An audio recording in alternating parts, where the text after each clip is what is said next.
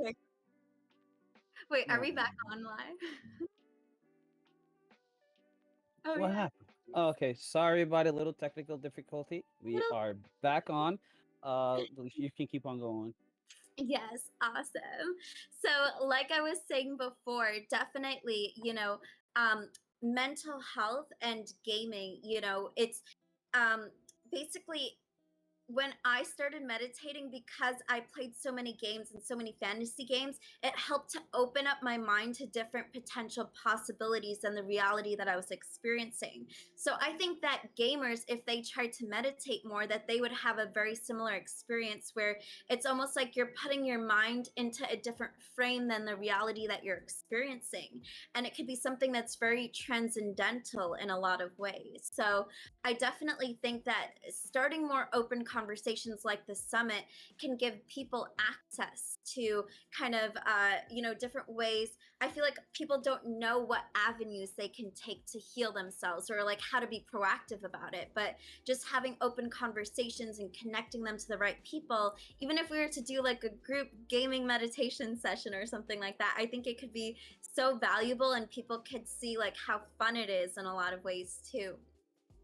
And I've personally had some meditations where it felt like I was literally in a video game, like just walking through being a night elf character in World of Warcraft or something like that. And just doing these different things, literally what it's doing on a neuroscientific level is that it's helping you to disconnect from the stress that you're feeling.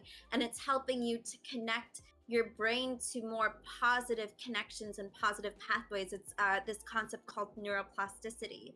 So I believe there's a lot of ways that we can utilize gaming and meditation hand in hand to help add to this sort of like healing community. And even like while in game, I think that if like guilds and things like that were to like kind of host events for their other people in their guild, like, hey, let's all do a meditation together, I think that could be really productive and helpful to a lot of people. Oh, no, for sure, for sure. I mean, yeah, it's you give a whole bunch of different ways that people can use to cope with it, and never thought of meditation as a point of coping with esports, the mental aspect of esports. It's a very interesting point of view, and it's a good one. It's a good one because a lot of people don't think about it. And Exactly. Because at the end of the day, too, what meditation is, it's on a neuroscientific level, helping you to, reprogram your mind away from the stress that you're experiencing. And it's been scientifically proven to reduce cortisol levels in your body. So, that's actually what stress is. It's in like an increase in cortisol levels in your body. So, if you're able to find the avenue for that, that's the cure. And like I said before, just that the imaginative aspect of gaming kind of goes hand in hand with meditation, where you're able to kind of go into these deeper states of imaginative realities through meditation. And it's a really cool and fun experience.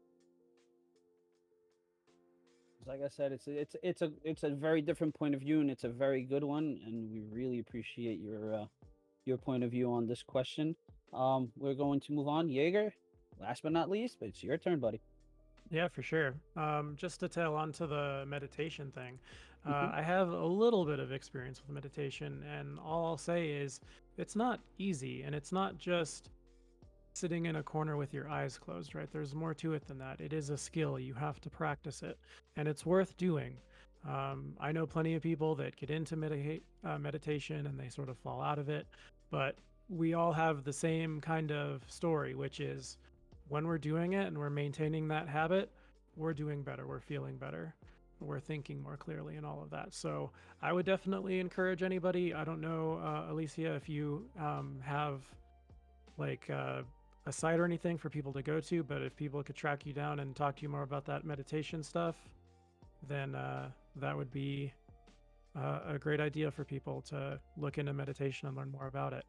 Um, as for the question itself, what can we do as a collective, as a society, to bring more awareness to mental health? I think it boils down to stigma, and to be honest, in 2021, mental health is about as destigmatized as it has ever been.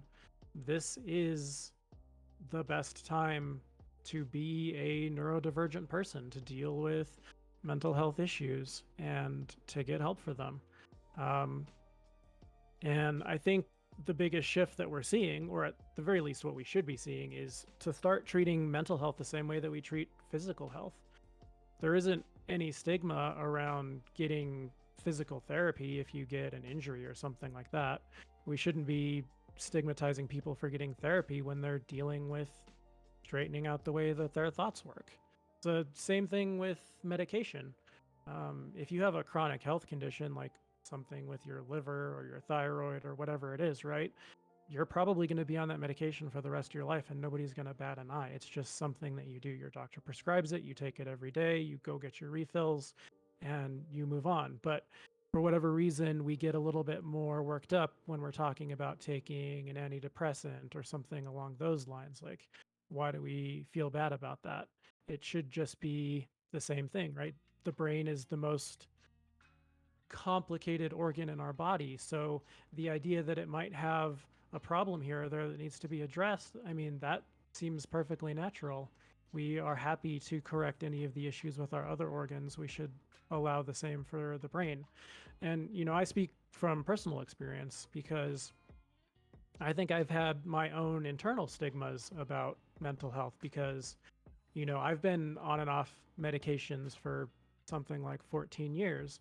And I would always get to a point where I was like, so I'm on the medication, I'm doing better, now I'm cured, right? I don't have this problem anymore, I'm thinking to myself. And so I'll start to get off the medication. And then what happens? The problems start to come back, right? And I think, my most recent go with working with psychiatrists and therapists is to just allow myself to use the medication. And it's helped me so much just to allow myself to have that. Um, I guess the only other thing I'll say on the topic is like from a policy perspective, I think making mental health care and heck, even just healthcare in general, free at the point of service, that would go a long way to encourage people to take advantage of those resources. I think when you're staring down a weekly bill of anywhere between $60 to $100 just to talk to a therapist for an hour, it's like, I don't really know if I can make that kind of expenditure, right? So maybe I've gotten past the stigma step, but I'm still like kind of financially bound where I can't go see a therapist or get a psychologist to prescribe me something. So just if we can remove more barriers to the mental health care system, I think that would help a lot. And another thing would be like we should treat our mental health the same way we treat our physical health in terms of we get yearly physicals. We go and see our doctor once a year and they do the full rundown.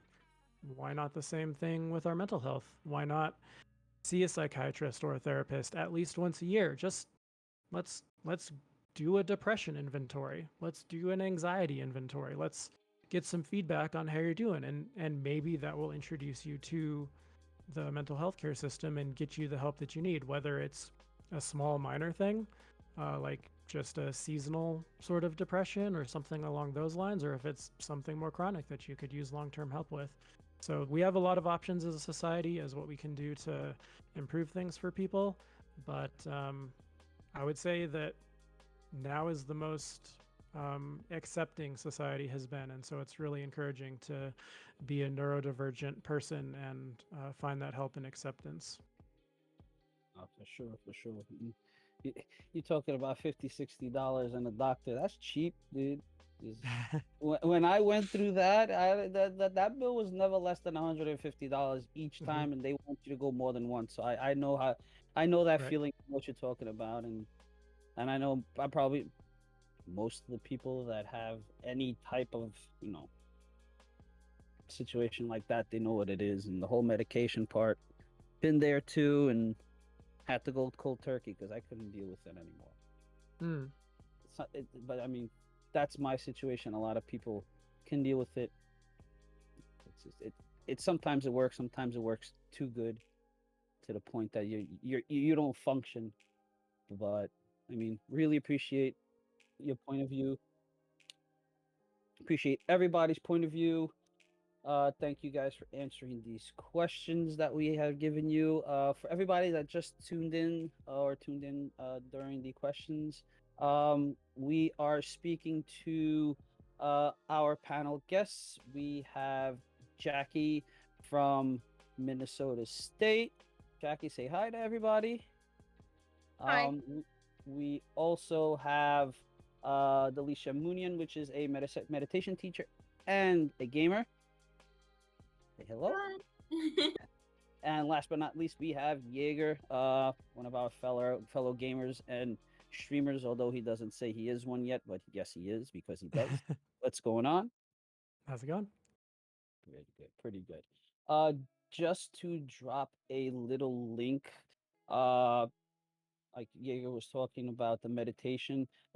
We do have a link for if you want to, get in touch with Alicia regarding the meditation and to help with kind of relieve the stress. That will be www.intuitivealicia.com. Need anything in terms of that if you are interested, All right. So we are going to open the Q&A to everybody who is watching us on Twitch, and we actually do already have a question.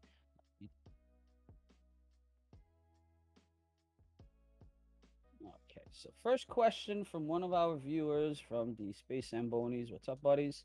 How do you guys? And this is going to be a question just thrown out, so anybody can answer at any time. We're not going to take you first, you second. If you want to answer, you answer. If you don't want to, you're free to. But the floor is free for anybody. How do you guys handle players that are not only toxic verbally but grief other players as well? Good question. Anybody? I can help answer that. Okay. Because I tell my players that they shouldn't be toxic in general, but then if you're gonna type, don't put down your opponents. Kind of like if they have a good play, why not GG them, or why not tell them that there's no reason why just because they're on the opposite team, why you can't be hyping them up at the same time. And that goes for our shoutcasters also. As much as they might not want to encourage the other team for doing well, I want them to acknowledge that and tell our viewers that, hey, this was a great play. That was awesome what you just did. Keep it up, and then keep the conversation going. But if I see that another team is being toxic towards my players, I bring it up with their coaches. I bring it up with their university. It might be considered tattletaling, but if they don't know, then they're not going to be able to reprimand them. And I feel like that they need to be seeing this and acknowledge that their players are being toxic. For sure, for sure. Anybody else Oh. want to give their point of view? Yeah, for sure.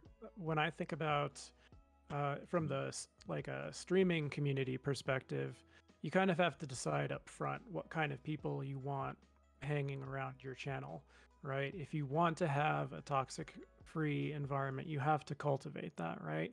You have to prune people who are not adding to the community character that you want to see, and you have to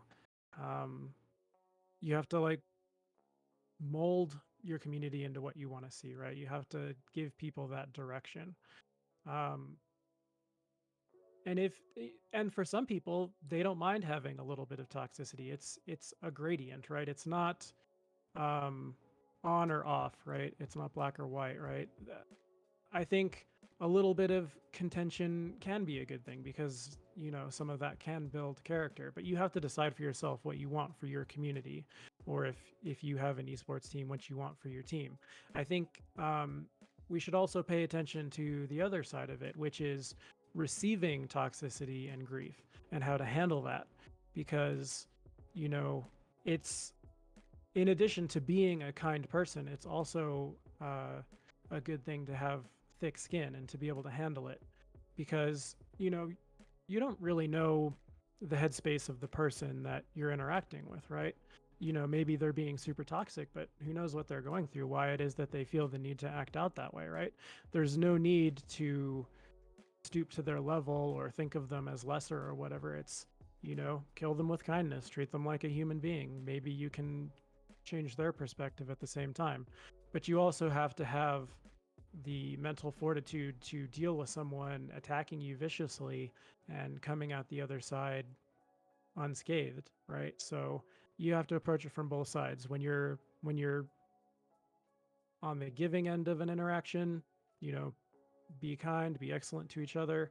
When you're on the receiving end, you know, stay strong, stay firm, and um, just do the best that you can with it, because these interactions are going to happen all the time. We're online, we're in and out of multiplayer games with who knows what kinds of different people. Um, you have to be prepared for anything. And so if you can put a little bit of good out into the world, I think you just make it a little bit better. Sure. So I resonate with everything that's been said so far. And one of the games that I actually play is League of Legends, which is historically known as one of the saltiest games known to man. You can't avoid the salt. And the way that I deal with it is sometimes I literally won't read the chat because they'll just be, smack talking the entire game. And I think it's important to create a barrier between what's said and what you're experiencing, just focusing on the game. Because if your mental consciousness is being put just towards all of this negativity, you're going to absorb it, So it's all about creating that barrier. And like he said, having that thick skin and also being kind to the other side. Like the first time I played a League of Legends game and like I won, I was like so surprised like how angry the other side was. They were like, yo, get off, delete the game. And I was like, why are they doing this? And then my friend was like, oh, this is just League of Legends. This is how it is. And I was like, oh, okay. But just like realizing that sometimes that's just how people interact with it, creating the barrier from that, trying to find a healthy community that you can partner with rather than, a toxic community that's going to continue to progress that as well. Very good. League of Legends, yeah, I'm not even going to comment on that one. Everybody knows what's going on with League of Legends. Unfortunately, it's world famous for its toxicity. It's a very good point of view. But appreciate your answer on this question. We have one more question from our viewers, which is, how can we allow gamers to express their negative feelings better while in the heat of the moment during gameplay? Any tips on what they can do? Floor is free. I actually have like kind of like a meditation tip. So like this is like a tip for like when anyone is about to have a panic attack or they're like really in the thick of in like the thick of like a situation where they have a lot of stress. So there's like this breathing technique, and if you ever like seen it where someone is like, oh, just breathe into a paper bag or something like that, what they're actually doing is like it's called conscious breath work. So it's about like taking a moment, and literally while you're playing, you can do this as well. Just taking a really deep breath in through the nose and like filling up your lungs all the way with air, and then breathing out through the mouth. And then you like immediately feel this sense of relief. And it's so crazy because people don't believe that this is like a cure because they don't try it. But when you actually try it, like if you just tried it for a moment with me, like you probably feel like at least like 40% better. But there's literally science behind breathwork techniques that help you to reduce stress, especially when you're in high intensity stress environments. So I definitely recommend breath work and conscious breathing as something that you can do while you're gaming, and you don't have to take away time from what you're doing. All you have to do is literally focus on the breath while you're doing whatever it is that's causing that stress on you. I 100% agree. We work with our students to breathing techniques so that in the heat of the moment, instead of having that little outburst, to just breathe. But then we also, some of our leagues allow breaks or pauses, a couple pauses during each match. So I always remind my players, hey, you've got 3 pauses after, especially like CSGO after this round, just take a 10-second break, regroup together, and then keep moving forward. So true. Sure, for sure. At any point of view of that, Jaeger? Yeah, actually. I would say that it's really difficult to make those decisions when you're in the heat of the moment. Um, like Jackie and Alicia said, the meditation stuff, the breathing techniques, all of that is going to help you. And I would say you have to practice that in advance, and you have to be mindful of that in advance. You're not going to be in the middle of that heated moment and then stop and think, I wonder if now would be the best time to practice the breathing. No, you're going to be, raging. You're going to be focused. Whatever it is you're experiencing, that's the emotion that's going to express itself, right? So it's better to, when you're calm, when you're logical, when you're rational, think about the next time I encounter this situation, this is the breathing technique I want to put into practice, right? So practice beforehand, and then when you're in the heat of the moment, hopefully those tools that you've been practicing will come into effect. I would say another thing that might be beneficial is to record yourself playing and record your matches, record your tournaments, watch them back. Look at how much of an asshole you were being, right? Do you really want to continue being that person, right? Do you like the person that's coming off on stream or on screen or whatever it is, right? If you take a look at yourself after the fact, you can kind of be a little bit more introspective and say, well, what kind of personality, what kind of character do I want to project out into the world? And then from there, you can start to work on strategies to become that person that you want to see. So it can be difficult in the heat of the moment, but if you prepare in advance, you have a way better chance of coming off the way that you want to, the way that you want other people to see you. For sure. I mean, just to add one little tiny bit, what you say in terms of recording your gameplay and looking back at it, it's good for one perspective. If you're able to look back at your gameplay, say, okay, I was an ass, I'm not going to be like this anymore, you're actually not part of the problem, because you're actually able to self-regulate yourself and cut it out.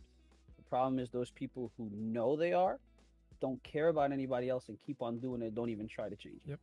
Those are the type of people that we have to try to, I don't want to say get rid of, but change them in a way that they can realize, you know what, it's not good.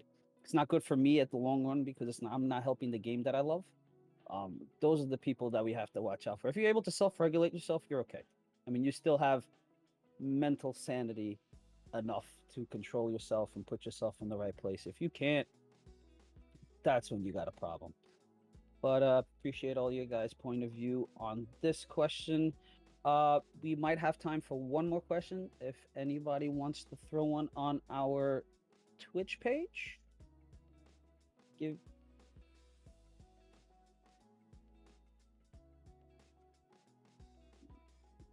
I guess while we're waiting, I might just mention that when it comes to building the tone of an overall community, I think it just takes as many positive examples as possible, and the community will sort of self-regulate, right? If you stop encouraging that toxic behavior, stop giving it attention, stop giving it oxygen, it will start to fade into the background, and the people with the more positive outlooks and characters will start to thrive. And so if, be the light you want to see in the world, kind of a corny saying, but it's very true. If you can demonstrate to other people the way you want to see the community be, well then, more and more people start to do that, and it starts to spread throughout the community, and those attitudes begin to shift and change. I just tell you one thing, just that little point of extra that you put in, that would be enough for us to be here 3 hours talking, because that is such a huge problem, and that starts bringing in other stuff. That starts bringing in financial help from companies onto people that are toxic and famous for being toxic. We would be able to, I've spoken about that on our podcast. That's something that we can be talking for days on it. That's a huge problem in terms of the toxicity in esports. Is there actually are companies that do pay you regardless of you being the most despicable person on a game, that you can be the most toxic animal. That's the word to use, is an animal on a game.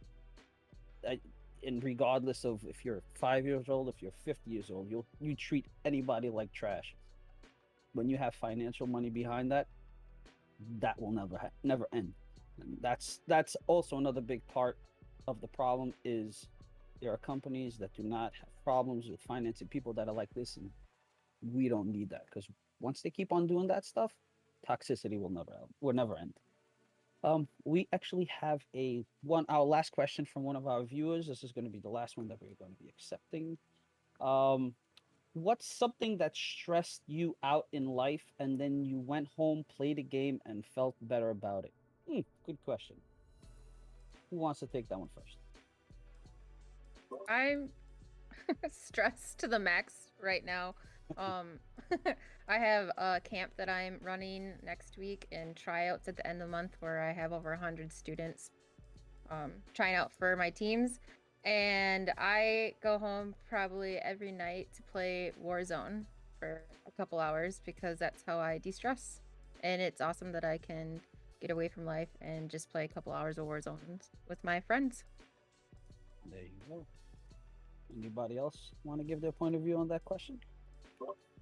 Yeah, so actually, when I was younger, I went through a lot of difficult situations. Like I said, I dealt with bullying, I dealt with a lot of anxiety, and I had a lot of issues at home.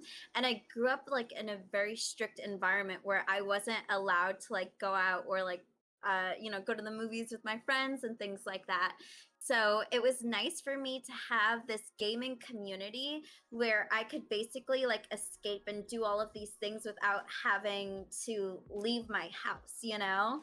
And in current day, gaming is something that I go to now where if I have a stressful day at work or something, I'll like just go to my farm in Stardew Valley and, just like kind of play it away. And I recently went through a breakup and I was like, oh, this kind of sucks. But at the same time, I'm married to my ideal person in Stardew Valley. So it's okay. We're living a great life on the farm. That thing you put your head and you start thinking like it's real life, and it pushes you away from the actual real life. I mean, that is a very good a good point of view, because I think a lot of people can look into that and resonate with say for sure. Yeah.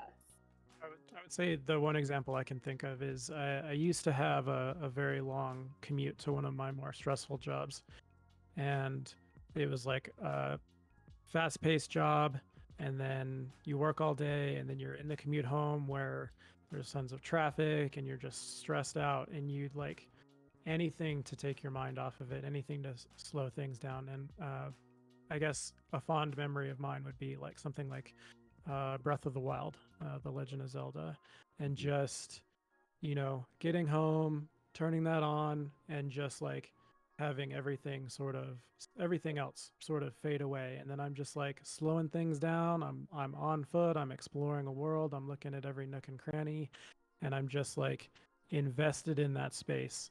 And that gives me enough time to process my day, process my thoughts, and then by the time I'm ready to put the controller down, maybe get around to dinner, doing some chores or something, I've like had a chance to breathe, I've calmed down, and I feel like I can like come back to the real world with a fresh perspective. Yeah, for sure. I mean, in my point, I'm going to give my point of view on this one. Stress, okay. My daily is stress. My work is stress. I commute every day from Long Island to Queens, 45 minutes in the morning. It don't take me less than 2 hours home. On those 2 hour drive, regardless of the stress that I go through during the day, that is a little okay. You still have stress, but you have that time to think, and you're able to say, okay, this happened today, this happened today, this happened today. Yeah, people say your drive home you can decompress. This computer and my mouse and my keyboard is my anti-stress. There's a lot of people that like to go to the gym, hit the weights, go to a boxing class and punch a boxing bag. My boxing bag is the game. It for those half hour, 1 hour, 2 hours that you're not in reality, you're in your own reality. Let's put it that way. You're not in real life. it's probably on any given day, any given work day, probably the best hour that you went through that day. Not while you were in bed, not while you were eating something good or listening to your favorite music. No, it's this time that you're sitting down or on your controller and you're playing whatever game. My punching bag is that is the grind.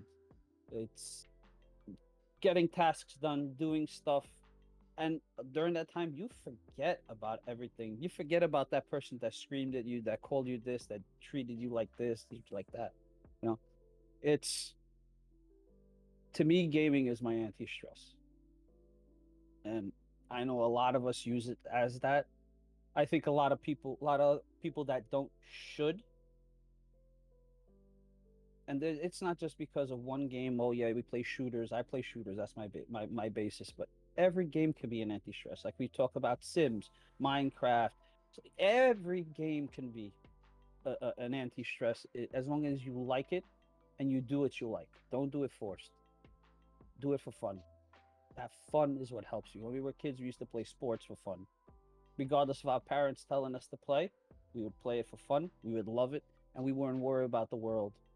Nowadays that we have more responsibility, we can't do those kind of things when we kids. We still have the video games. Video games are not for kids anymore, just for kids. Grown-ups probably play more than kids because of the daily stress that we go through, and this is what keeps me sane, keeps me going, is the video games. If I didn't have this, I don't know where I would be, who I would be, what I'd be doing, or if I'd be doing anything. It's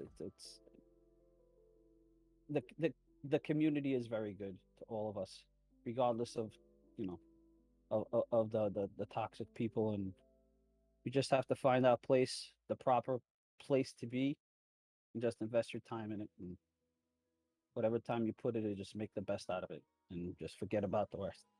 But that will probably be it for the day. For the day, no, for this panel, actually, for this time frame. I'm going to give the floor to everybody to, give their goodbyes and kind of let everybody know where they can find you. I'll start out with Jackie. Thanks. I really enjoyed this panel. Anyone can find me at esports.mnsu.edu if you're looking to go into collegiate varsity play. There you go. Thank you for coming. We appreciate having you here. Alicia, your turn. Hi, everyone. Thank you so much for tuning in. It was such a pleasure. I think that this conversation is so valuable. And you can find me at www.intuitivealicia.com. I also started Twitch streaming too. I am at Alcaria, and I'll drop a comment just so you guys can see my Twitch stream and things like that. And you guys can add me on Instagram too, Intuitive Alicia. I always do like little hints and tips for helping you to reduce stress in your daily life and things like that, and just inspirational and motivational content. Thank you for having you here. Very good having your point of view. Thank you very much. Thank you. Thank you for having me. Anytime. Jaeger, last but not least, your Yeah, turn, for brother. sure. It's been a pleasure. This has been fun. These are great topics. We need to be discussing this stuff more often. So I appreciate the fact that you guys are doing this. This is great. Jackie, Alicia, Bruno, pleasure meeting you guys. Again, my name is Go Jaeger, twitch.tv/Go Jaeger. Only just started streaming. I've only got 4 under my belt, but we'll be live tomorrow, 8 p.m. Eastern. And so just, I've been doing better, getting healthier mental wise, and this is the fruits of that. So I hope I get to share more of those moments with you guys. And again, it's been a pleasure. Thank you so much for having me. It's been a pleasure having you. It's been a pleasure having all 3 of you on here. We have appreciated your point of view. We hope that whatever our viewers were able to take out, even if it was a little bit out of this conversation that we had with you guys, that it can help them in any way. Anybody that we help, even at the smallest way, it's probably the best thing that we could be doing right now. Helping out people. For So for our viewers, we are going to take a little bit of a break. We are going to be coming back with our next panel.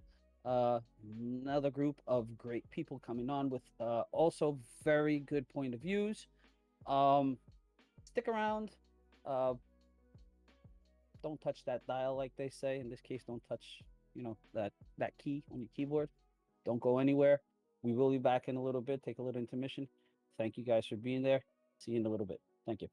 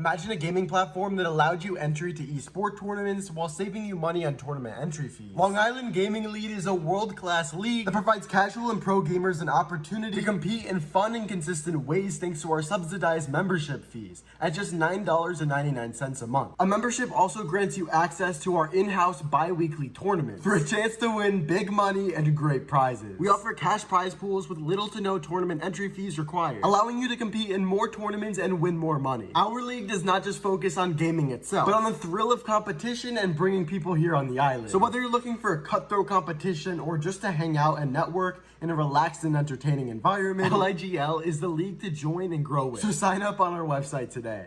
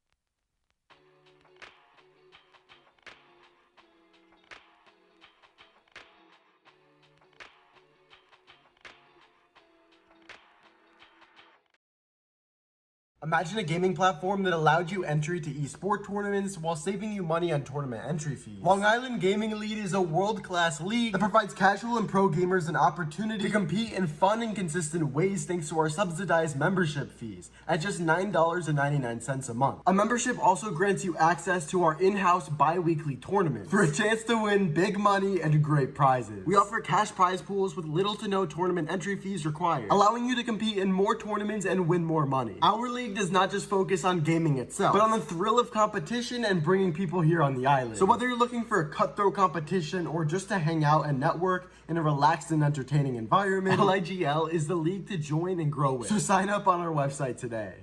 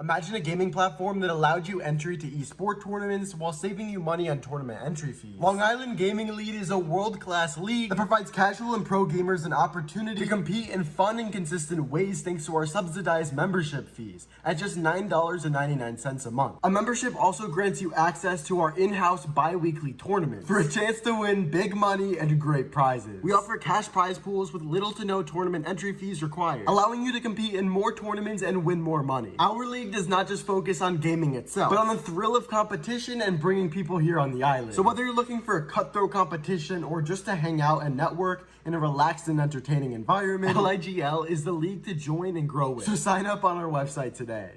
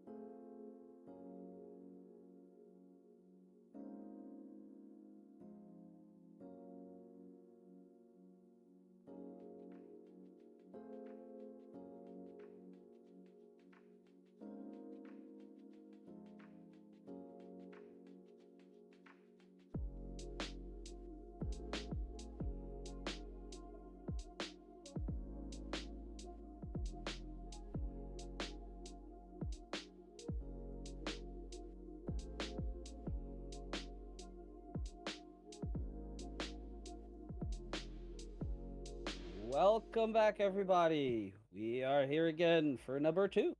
Yes, I said 2.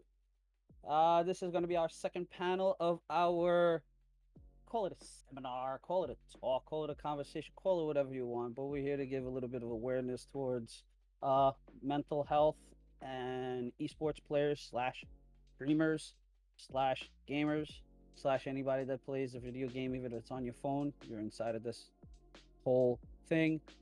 For those of you who were not here on the first panel, we welcome you.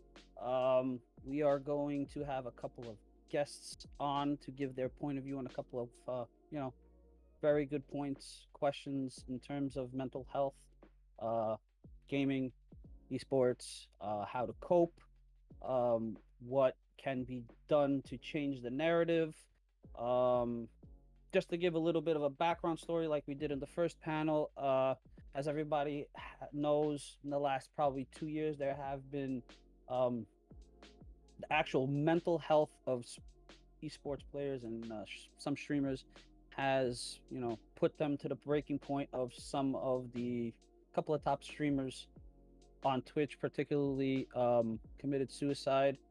And, at the time, things were spoken on, things were touched, but it seems like kind of stuff has been thrown under the rug. And I think, and us here at the Long Island League, Gaming League, and everybody that's here with us, being it guests, speakers, production, even the people that are watching, we all come to the conclusion this is something that shouldn't be thrown under the rug. This is something that all of us deal with on a daily basis. Being that we all play games, even if we don't stream, even if we don't do it competitively, but there is, there's mental stress, there's burnout, you have toxicity in some communities, some more than others, unfortunately. So we think it is time to give a little bit more emphasis to it and try to keep the torch burning, like the Olympics, goes from one hand to the other and that torch never goes out. It's the same exact thing. We want this thing to keep on going. We don't want it to go out. So, people don't forget.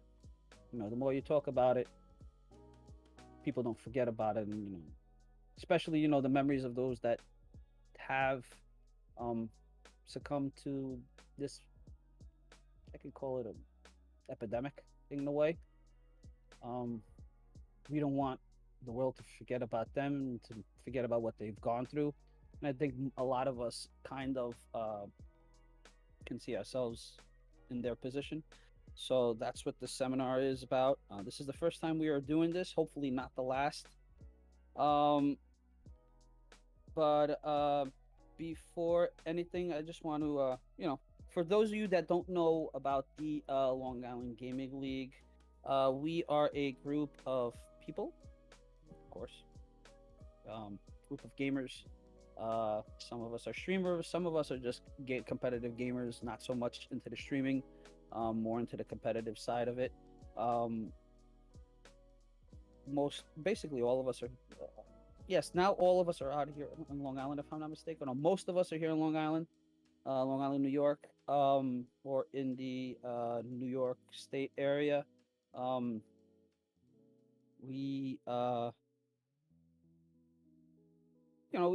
We're small in size, but big in heart, huge towards doing what's best for the community. We try to we try to help the community as much as we can in terms of partnerships, in terms of events, in terms of we hold tournaments, stuff like that.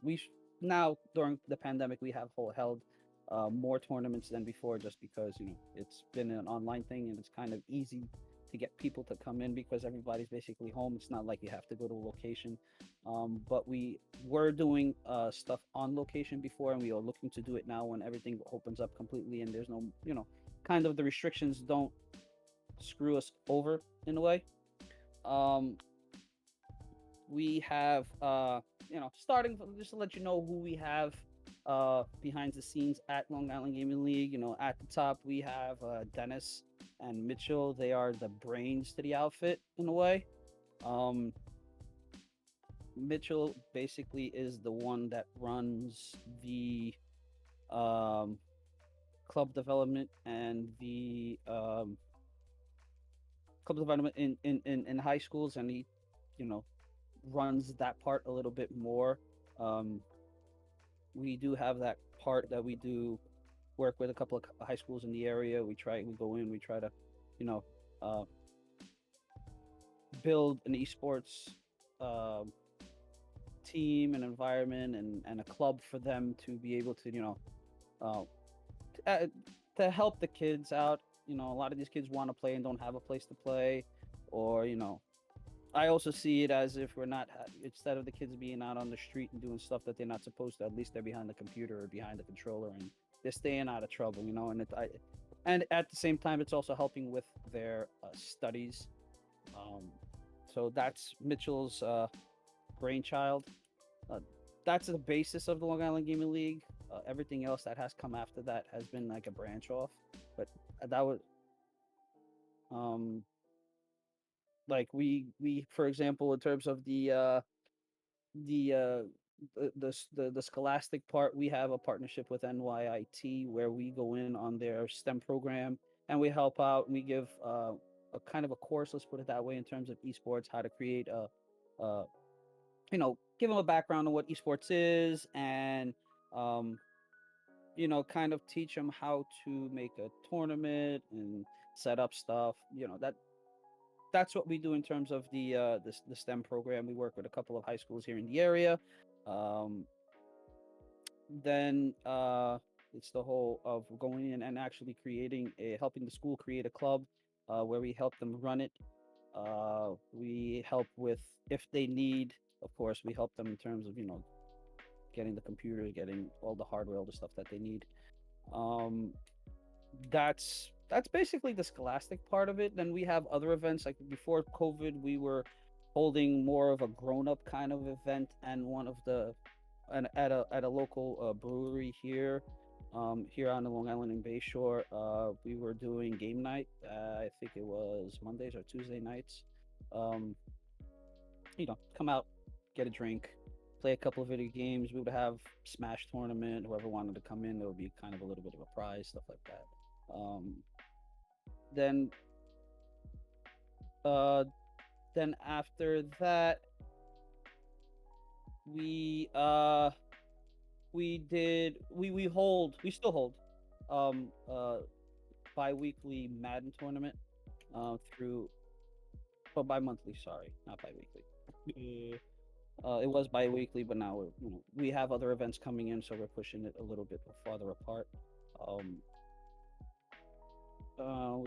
through we were doing it with our partnership with a streamer called DK Nice.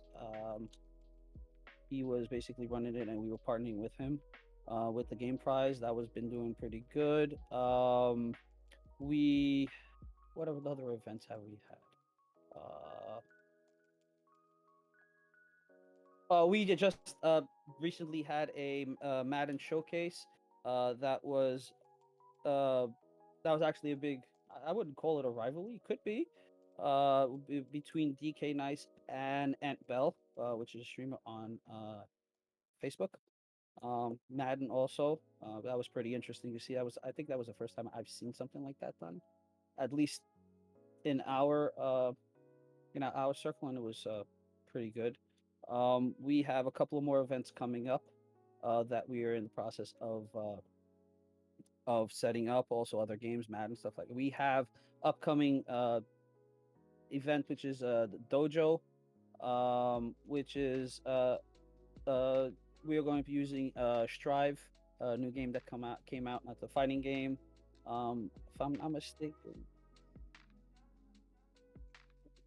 we're not trying. What it's going to be is we have signed up 8 players, and there's going to be exhibition matches between them. There's going to be it's over a span of time. It's not going to be just a one-day thing.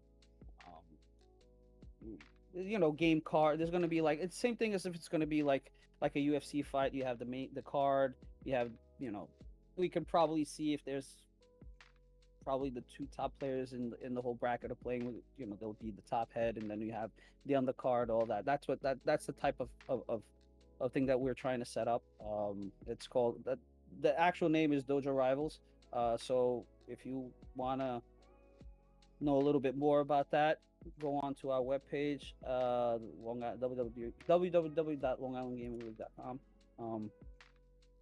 That all the information on all that will be there, and other past and future events that we'll be doing. We have other stuff that we're working on in the near future. Next month's coming up. Can't open the curtain on certain things yet because they're still in the making and they're still being talked. So, but we got a lot of good stuff coming up, that's for sure. Besides that, then we have our players, we have our streamers. Me, for those of you that don't know me, I'm Bruno, aka The Hood. Old man here, might not look like it. Had a beard, but 38 years old and still playing, still kicking, still going around kicking butt and doing my best to do what I love. It's funny saying doing what you love is playing games, but it is. I'm a streamer, unfortunately still part-time, but I stream mostly Escape from Tarkov. I used to stream Call of Duty, CSGO, Valorant. Those are basically shooter games, but now for the last 6 months or so, maybe almost a year, I've been playing Escape from Tarkov. That's my baby, and that's where I put my time in. We have a couple of other ones. We have our fighting expert, Elvis the Reaper. He is, like I said, he's our fighting guru. He's the man. Then we have Tyree, aka Taos. He's also from my neck of the woods in terms of playing. He's a first person shooter. His specialty is mostly Rainbow Six, Call of Duty. He recently just started with me playing Escape from Tarkov. Yes, finally got a friend to play on there that I know. We also have Nick. Nick he's all over the place. He plays shooters, fighters. He dabs a little bit in everything.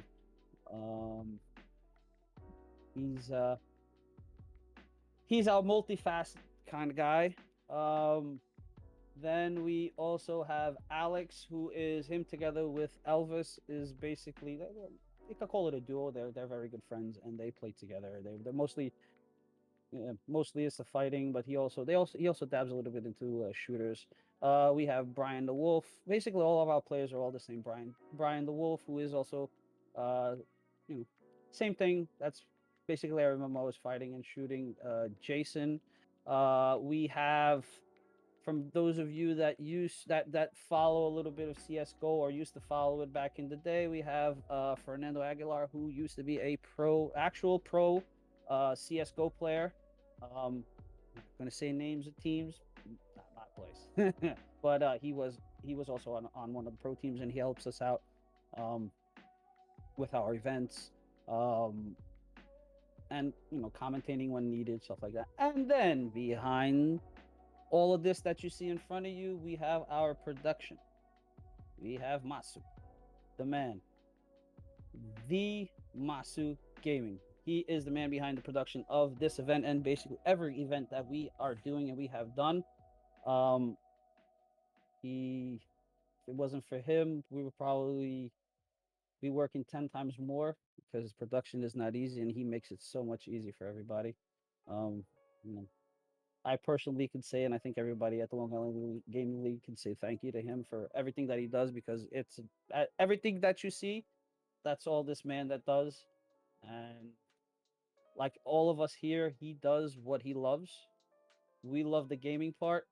He loves the gaming, but his production skills are through the roof, and he loves what he does.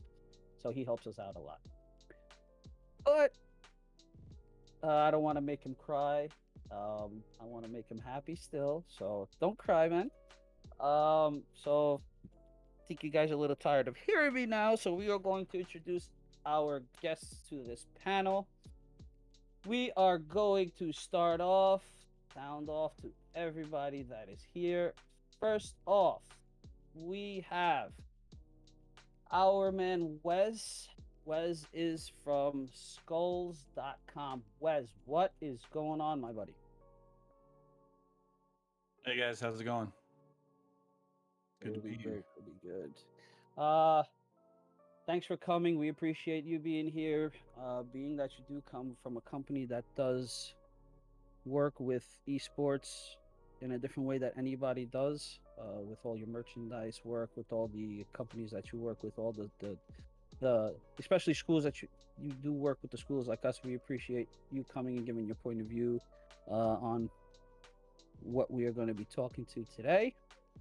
Next, we have actually two players that play together. Together, they are the Bush brothers. But in separate, we have Dominic, Dom Odinson. What's going on, my man? I'm Odinson. What's going on, my man? How we living? Feeling good, feeling great. Really, really excited to get into this panel talk. Mental health is a huge thing for us at the Bush Bros. We constantly are working to be better for ourselves, as well as we also help out our community a lot by just everybody reaching out and taking care of one another. It's like a dope buddy system. You know, we have our shrub club and everything like that. And this is just another day in the life for us where it's a great opportunity to talk about, you know, mental health, gaming, and everything that's included with it. So we're excited to do it, man. You know, we appreciate you guys coming on. We know how much how heavily you feel about the situation, like we have spoken in the past, and we appreciate you guys coming on. The other half, got my The better half. Nah, come on, no. You guys are equal. That's why you guys are together. There's no more than one, less than one. This is equal. Micropony, what's going on, my friend? What's up? How we living? You know, living the dream, my friend. Every day, every day. Yeah, we're very excited to be here. Can't wait to get into talking. No, for sure. I know you guys are tired of hearing me. I am not going to talk no more. Okay, so Oh, we man, are you going good. to jump into this. We are going to jump into our first question. Questions are going to be, for those who are watching, are going to be the same as the first panel, but in this case, we're going to get a little bit of a different point of view out of every single one of them. So you're going to hear different. So first off, first question is, do you believe the gaming is a good outlet to relieving stress or to take a break from real life world? And if so, why? And we are going to start off with Wes. What's going on? What do you think? Yeah, I mean, a lot of people play games to kind of wind down, especially from work or school. It's a great way to kind of de-stress, I think. And if it's used that way, I think it can be pretty healthy. But then, it can be, I guess, it could be stressful even more, depending on what you're playing and who you're playing with. I think, like you had mentioned earlier, some gaming groups or particular games, if you get on and you're multiplayer, and it can be stressful and toxic even. And so I guess the situation is definitely depends on what you're doing, who you're playing with, and yeah, I guess I do see gaming as a way to unwind, but I do think it definitely depends on the game you're playing and who you're playing with.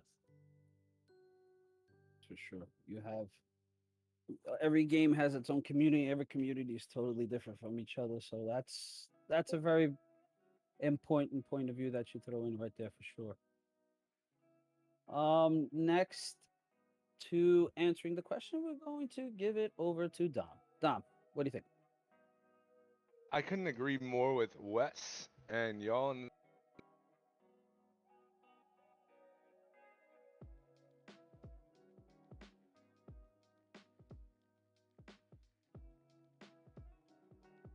Okay, so where do you want me to go to?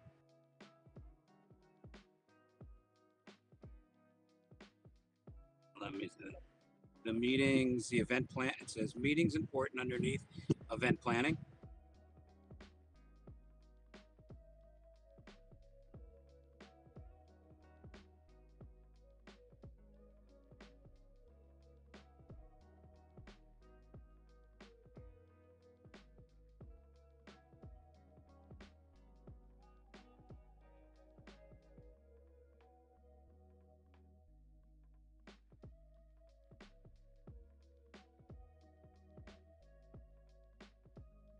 All right. So you want me to click the event planning, right?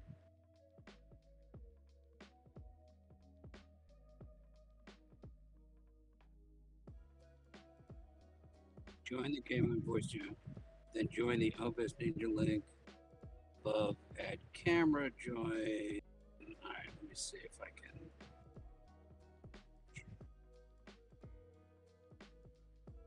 I don't know. It's strange, but you know, it is what it is. Oh, absolutely. It all depends on what you're bringing to the table. Because if you're bringing happiness, you're gonna repel that happiness. You know. Sure. Very true. Mike, what is your point of view on this question? I agree a lot with everything that's been.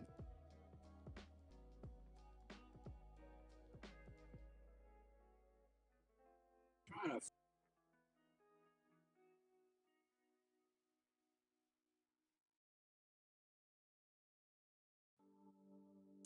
Especially in the past 5-10 years, it's become.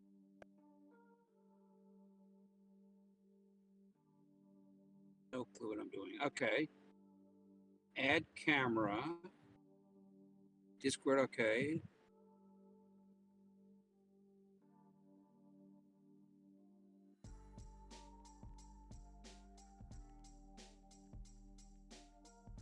I'm on my phone, unfortunately.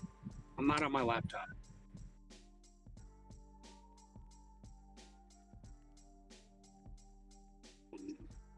I can probably get to a laptop, and I'm just leaving a hospital, so I can do it in 20 minutes. How long are you guys going to be on? A couple hours? An hour and a half?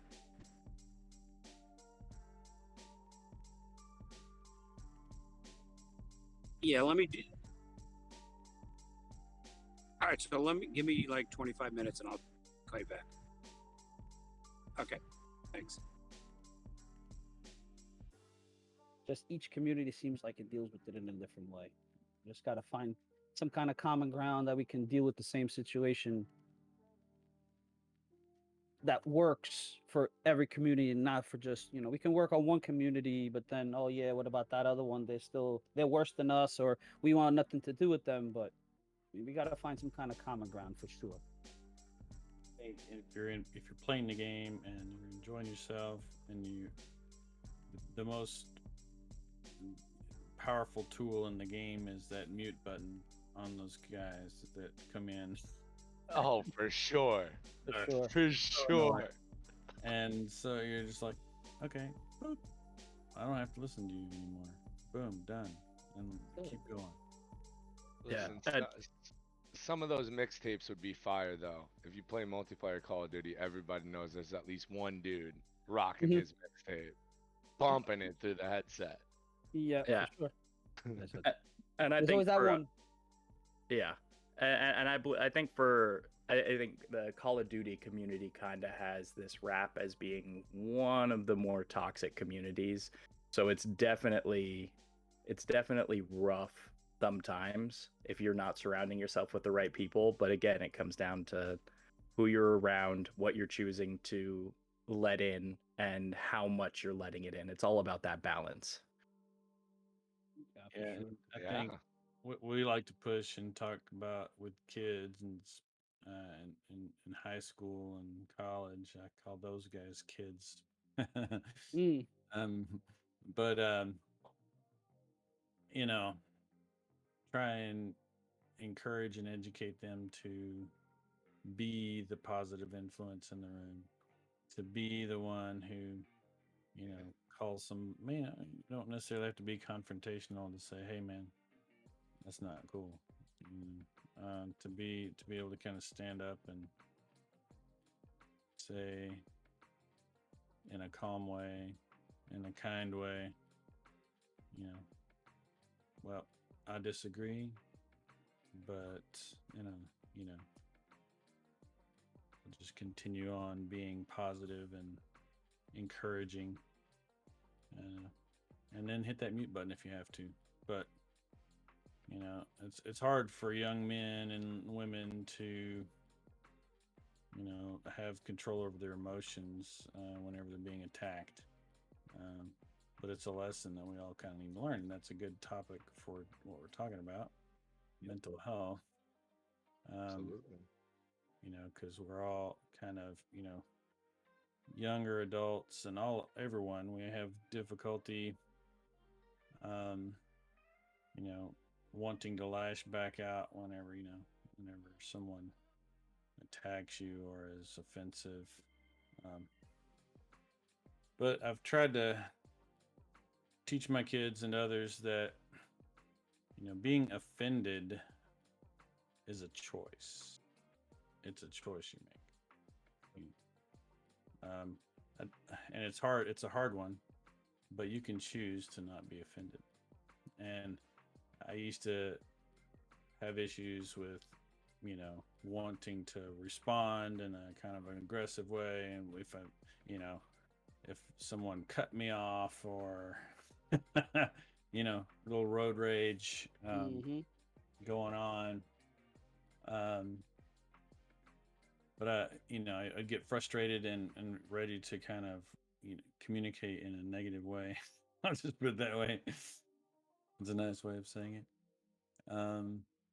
But I started this realizing that I have a choice. I have a choice. Is that going to annoy me, or why am I annoyed by that? Can I let it not annoy me?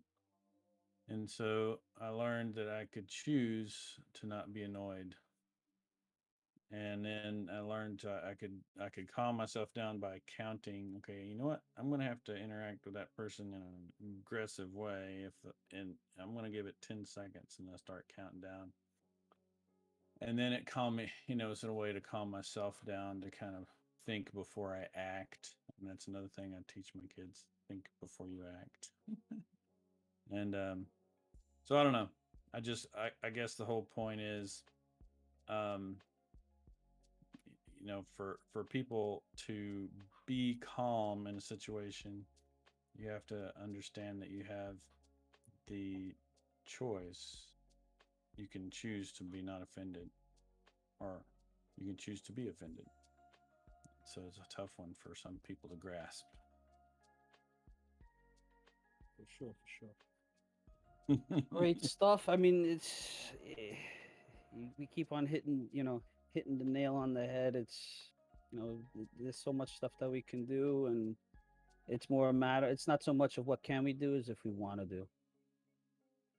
So I mean, hopefully everybody that's out there listening to us, whether you're a player, whether you're a gamer, or whether you're just casual, whether you're a company owner like Wes, you're listening to us and you're realizing there's things that I could do on my side that can help everybody, even if it's just me doing a little bit. But there's always something that everybody can do, even if it's just not be toxic.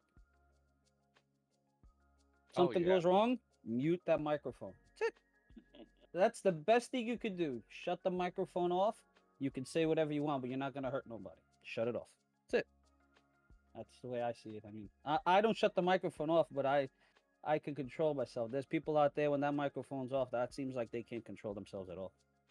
But so then it has to do with the community too, but then that's a whole different ball game. All right, so I'm going to throw a little curveball at you boys. All right. Being that we're talking a little bit so open about this and we have our point of views, I'm going to throw you guys a different question. I was going to throw the same questions at the other panel, but I want to throw a little bit of a curveball. Okay.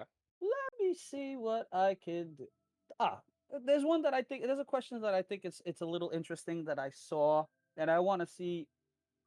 I don't have an opinion on this one very much because I'm in a different point in time inside of the community. But in your point of view, do you think mental health and mental stress to gamers and streamers and anybody that plays video games? Do you think it's like an unspoken part of games, of of esports? And if you do think it is, why do you think it is? Talking to me, right? I'll start with Wes like we did before. All right, cool. Just making sure. I thought I heard down. I've been talking okay. too much. No, no, no, no. Don't No, no, no, worry no. about it. It's you Don't worry first. about You Go first. ahead. Lead with the wisdom, Wes. Lead with the wisdom. What is your point of view? Do you think it's something that's very unspoken or not spoken about enough? And what do you think we can do? Oh, what's the first part of the point? I missed. It's do you think that the mental aspect, the negative effects of and the mental stress that a player and a streamer and a gamer goes through? Do you think it's like it's one of the, like we say, the unspoken we would say unspoken rule, but not being rule, it's unspoken parts of esports, Mm. or Well, basically if it's not spoken enough. I don't know. I think stress is an effect on all of our lives, no matter what your occupation. It definitely varies, but being a streamer and or playing games definitely offers a unique set of challenges and issues that I don't think anyone from our past or history kind of can say I have can be wise about that and teach their kids or teach the generation below them, because we're kind of on the cutting edge of that. So how does your mental health,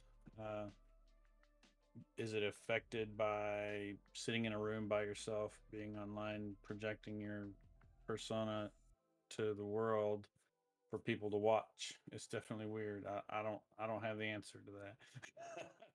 Mm. you know but I do know that it definitely, being a streamer and a gamer, this is new. It's a new kind of world, a new kind of living that we definitely are on the cutting edge of and kind of having to learn. It's kind of like me, parents right now with cell phones, and they're giving their kids, a kid gets a cell phone whenever he or she is like 10 and doing smartphone stuff. The parents didn't have phones when they were 10 like that, smart devices, and so they don't really know how to help a child and what's negative or positive about it. So this generation that's coming up with all these technologies is kind of learning the hard way by falling on their face and going through the trials and the stress and the depression and whatever else. whenever that generation kind of has kids of their own, they're going to be like, I know what not to do with kind of, but right now it's just we're kind of suffering through the consequences. But I don't know.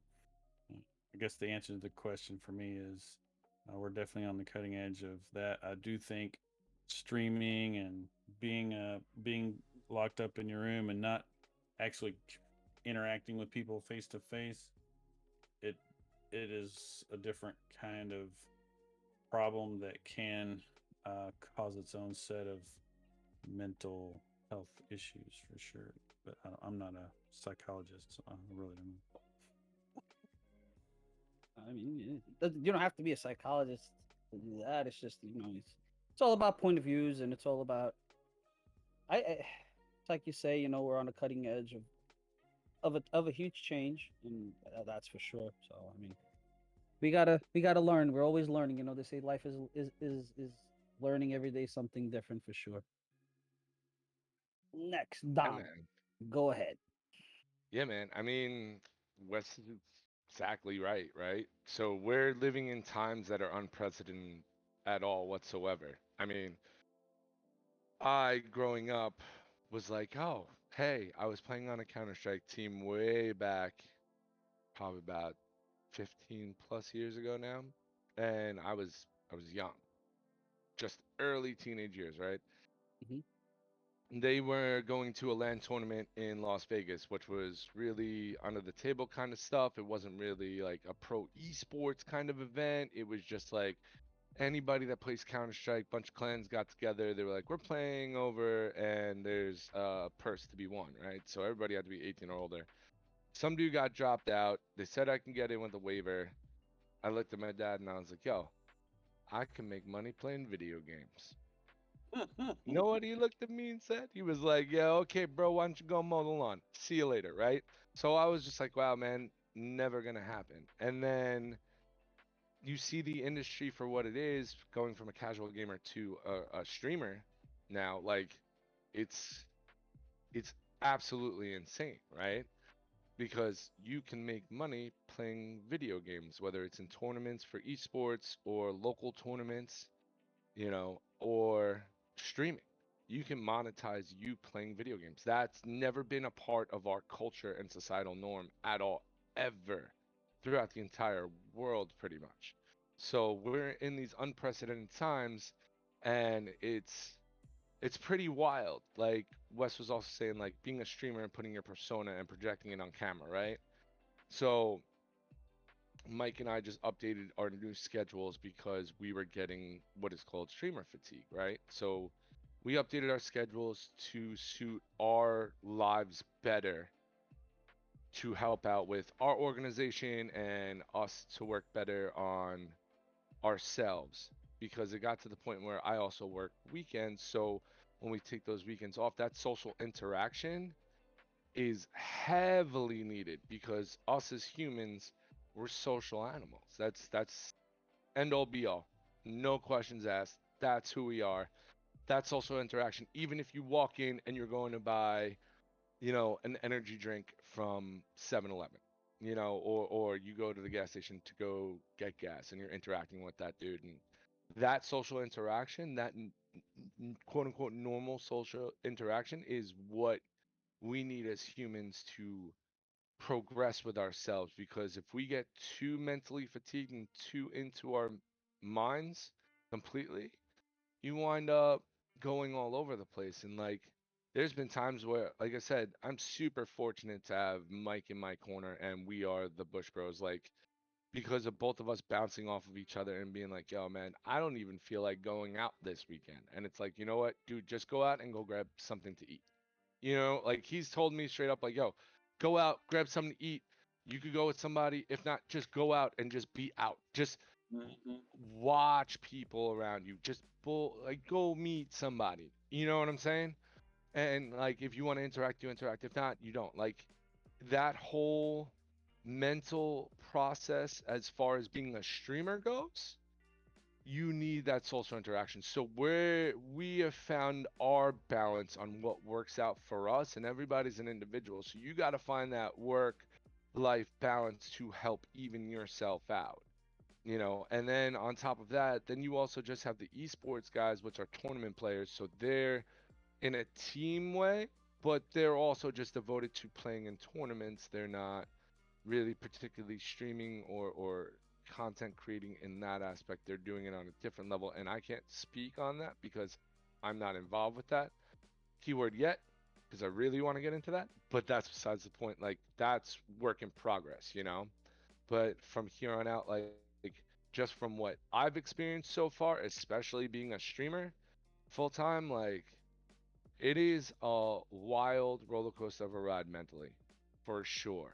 And if you can have somebody you co-stream with, or have people on your team, whether it's your admins or moderators, or even if you have somebody that does your designs for you, if you have that working relationship, you can establish those. I mean, of course, you're going to have boundaries for sure, but if you make that connection, you have a connection with another person to interact with, and that can give you insight on the other side, something that you don't know because you've never experienced it before, or they might have a different perspective of your thought process, so that's the beauty and the beast part of it, like we're living through it. It's definitely unprecedented. We're figuring it as we go.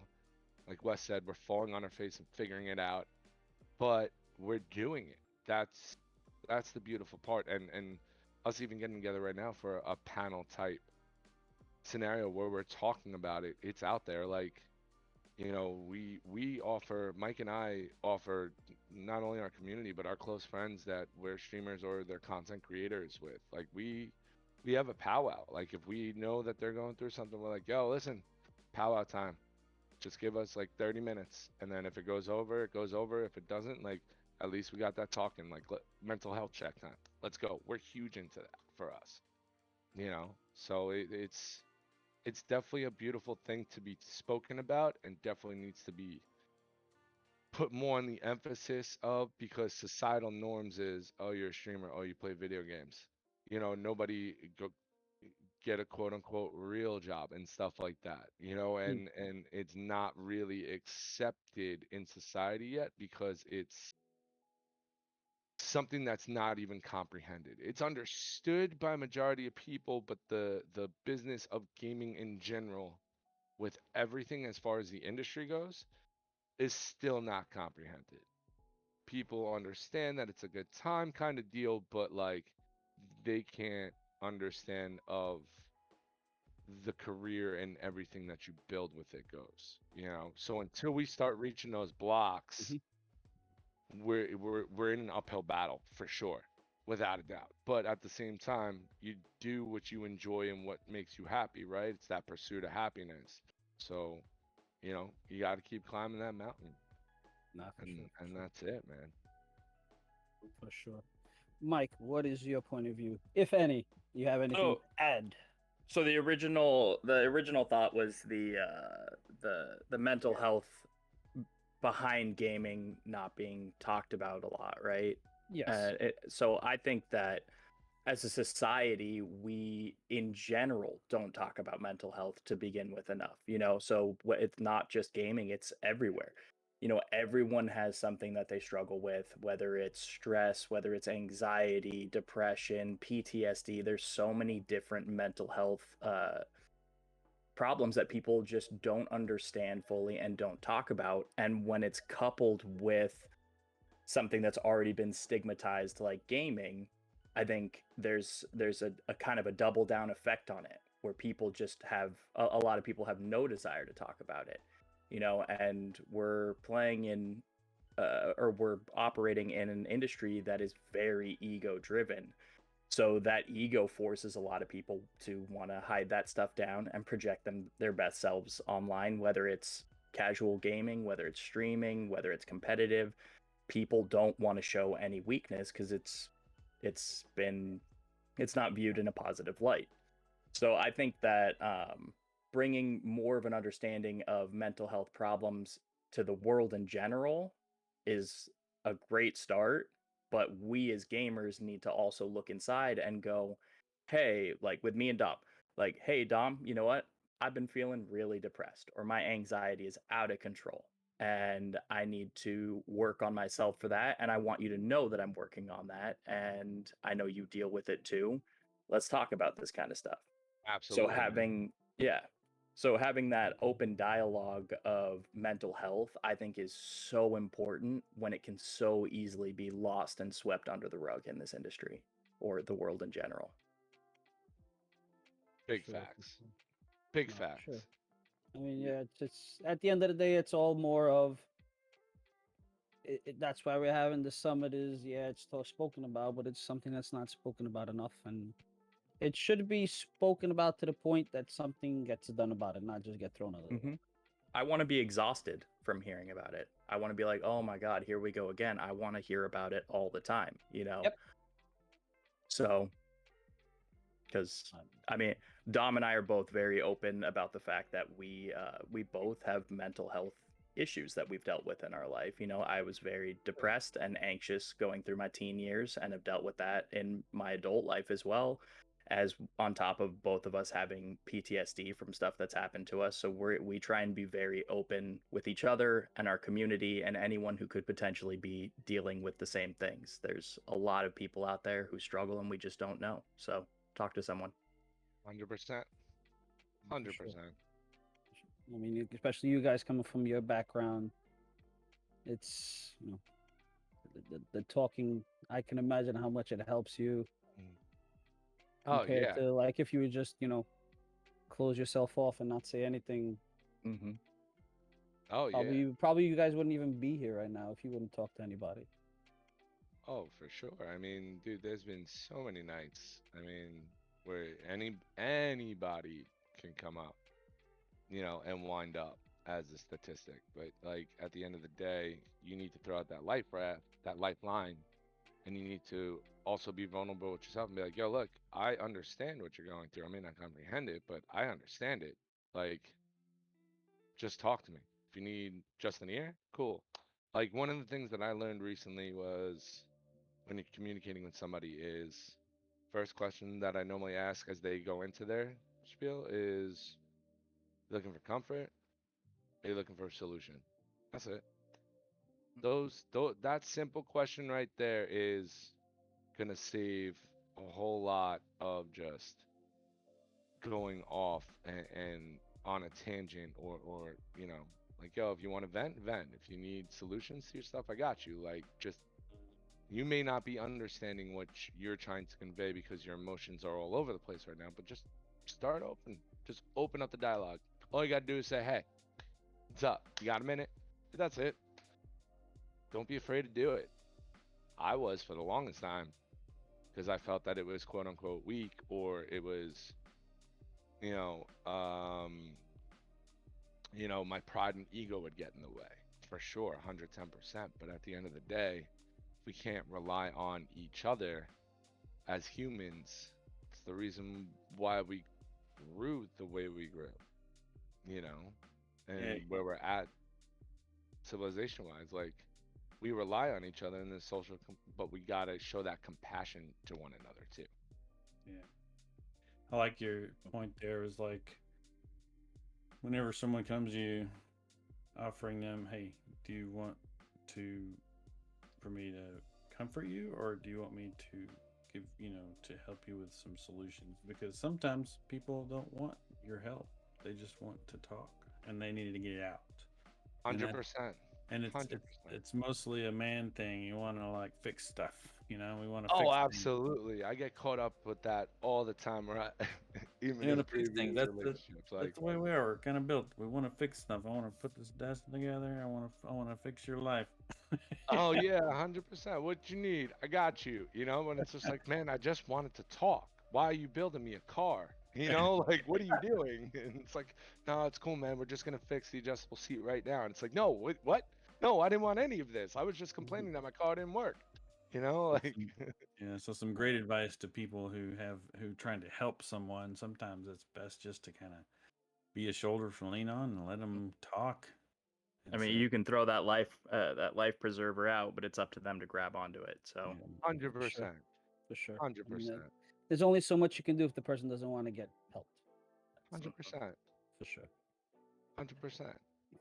All right. So I appreciate you guys' point of view on this question. I am going to ask our third question. And again, it's another curveball. Going to keep on throwing you curveballs until you hit this one out of the park, which you just did not one. Let's see if you go to it for two. Do you think I'm going to reiterate this question. I wrote it one way, but do you think there's a difference between the stress levels that a pro esports player goes through compared to a pro streamer? Wes, you first. Stress differences between it's like a pro player versus a pro streamer. I would say the pro players got a bit more on their shoulders. And I just say that because there's usually a team involved. Player is, they might be at a team house and they're living and breathing, eating, breathing this game, coached, and then then they're expected to kind of hit in the win the team some prize money in order to sustain that kind of professional level, and that's a lot of stress, definitely a lot of stress. yes, the streamers got stressed too. Trying to gain their following and trying to deal with toxicity from people that are watching and other things. But I think when it comes to a level of stress, I would give it to the pro players. But maybe I know that world better than the others, so I don't know. Makes sense. I mean, you do deal more with pro teams and pro streamers, so that's like I said, you have that different point of view, so you know what they go through, so you roughly have an idea of what it is, and that's why we also think your point of view is very important, because you give the view from not our side, not the gamer side. Although you are a gamer, we know you play. We know you've been a gamer even before you owned your company, before you even made it. You were a player, but it's like I said, you have that point of view of somebody who supports players, who supports teams. You can see what they go through compared to going through it yourself. So I mean, it's very important what you have to think, and we appreciate your answer to that question. Dom, you're next. Go ahead. What's your point of view on the question? I mean, I can't speak personally as far as esports players and competitive players, but I would have to say, due to the fact that you are living in a house, eating, sleeping, breathing, like Wes said, to train for tournament play only, that's high stress level environment, and you have a lot of pressure for each teammate to be on their A game. And if you're not on your A game for that tournament, that's costing money, and I feel like that would be more detrimental than, say, a pro streamer who was just a casual gamer who would just play in like ranked matches and just play. And then if they got invited to a tournament, completely kind of similar scenario, depending on how that streamer took it. But that esports player literally sits there and plays strictly for tournaments for that bag, hands down. That's their one goal, is to win, and no ifs, ands, or buts. So I would say, coming from that competitive mindset on me personally, in my personal life and everything, I would definitely have to go with esports. It's similar but different stressors for sure, especially with the pro streamer going and being on camera all the time, unless they're getting ready for a tournament and they're actually on a competitive team as well. I mean, there's those hybrids for sure, but at the end of the day, I'm going to go with esports is more stressful in a different stress environment than a pro streamer would. Gotcha. Very good. Very good. Mike, your thoughts? So I'm gonna disagree respectfully, but I disagree. I like this. Let's go. I think that when it comes to the professional e-gamer, don't get me wrong, there's a ton of stress behind that necessity to perform on a day-to-day basis. But I think when it comes to relying, especially when you get to the level of relying on streaming as your career, there's a whole lot more for you to worry about, whether it's having to deal with whoever's in your chat, whoever's in your Discord, all the different melded personalities that you aren't used to coming in contact with on a day-to-day basis. If you're on an esports team, you know your teammates, you know who you're playing with, you know what you can expect from them. Like if I'm playing with Dom and he's not performing, I can be like, hey, you suck today. And he gets that because we have that relationship where we can be open and honest with each other. But when you're dealing with new people on a daily basis that you've never come in contact with, and them being there can affect your income for the day or your income for the month. They could trigger you. You could say something. You could say one word and your career's over. I think when you're in front of that camera and you have that stress to constantly build, and everything is relying on you at that moment to put your channel forward at all times, I think, to me personally, that's more stressful. It makes sense, and we have a lot of examples of, like you're saying, pro streamers saying something or doing something and screwing them off. Mm-hmm. Got plenty of Oh, yeah. examples like that, and I don't want to put on. Okay, I'm gonna put.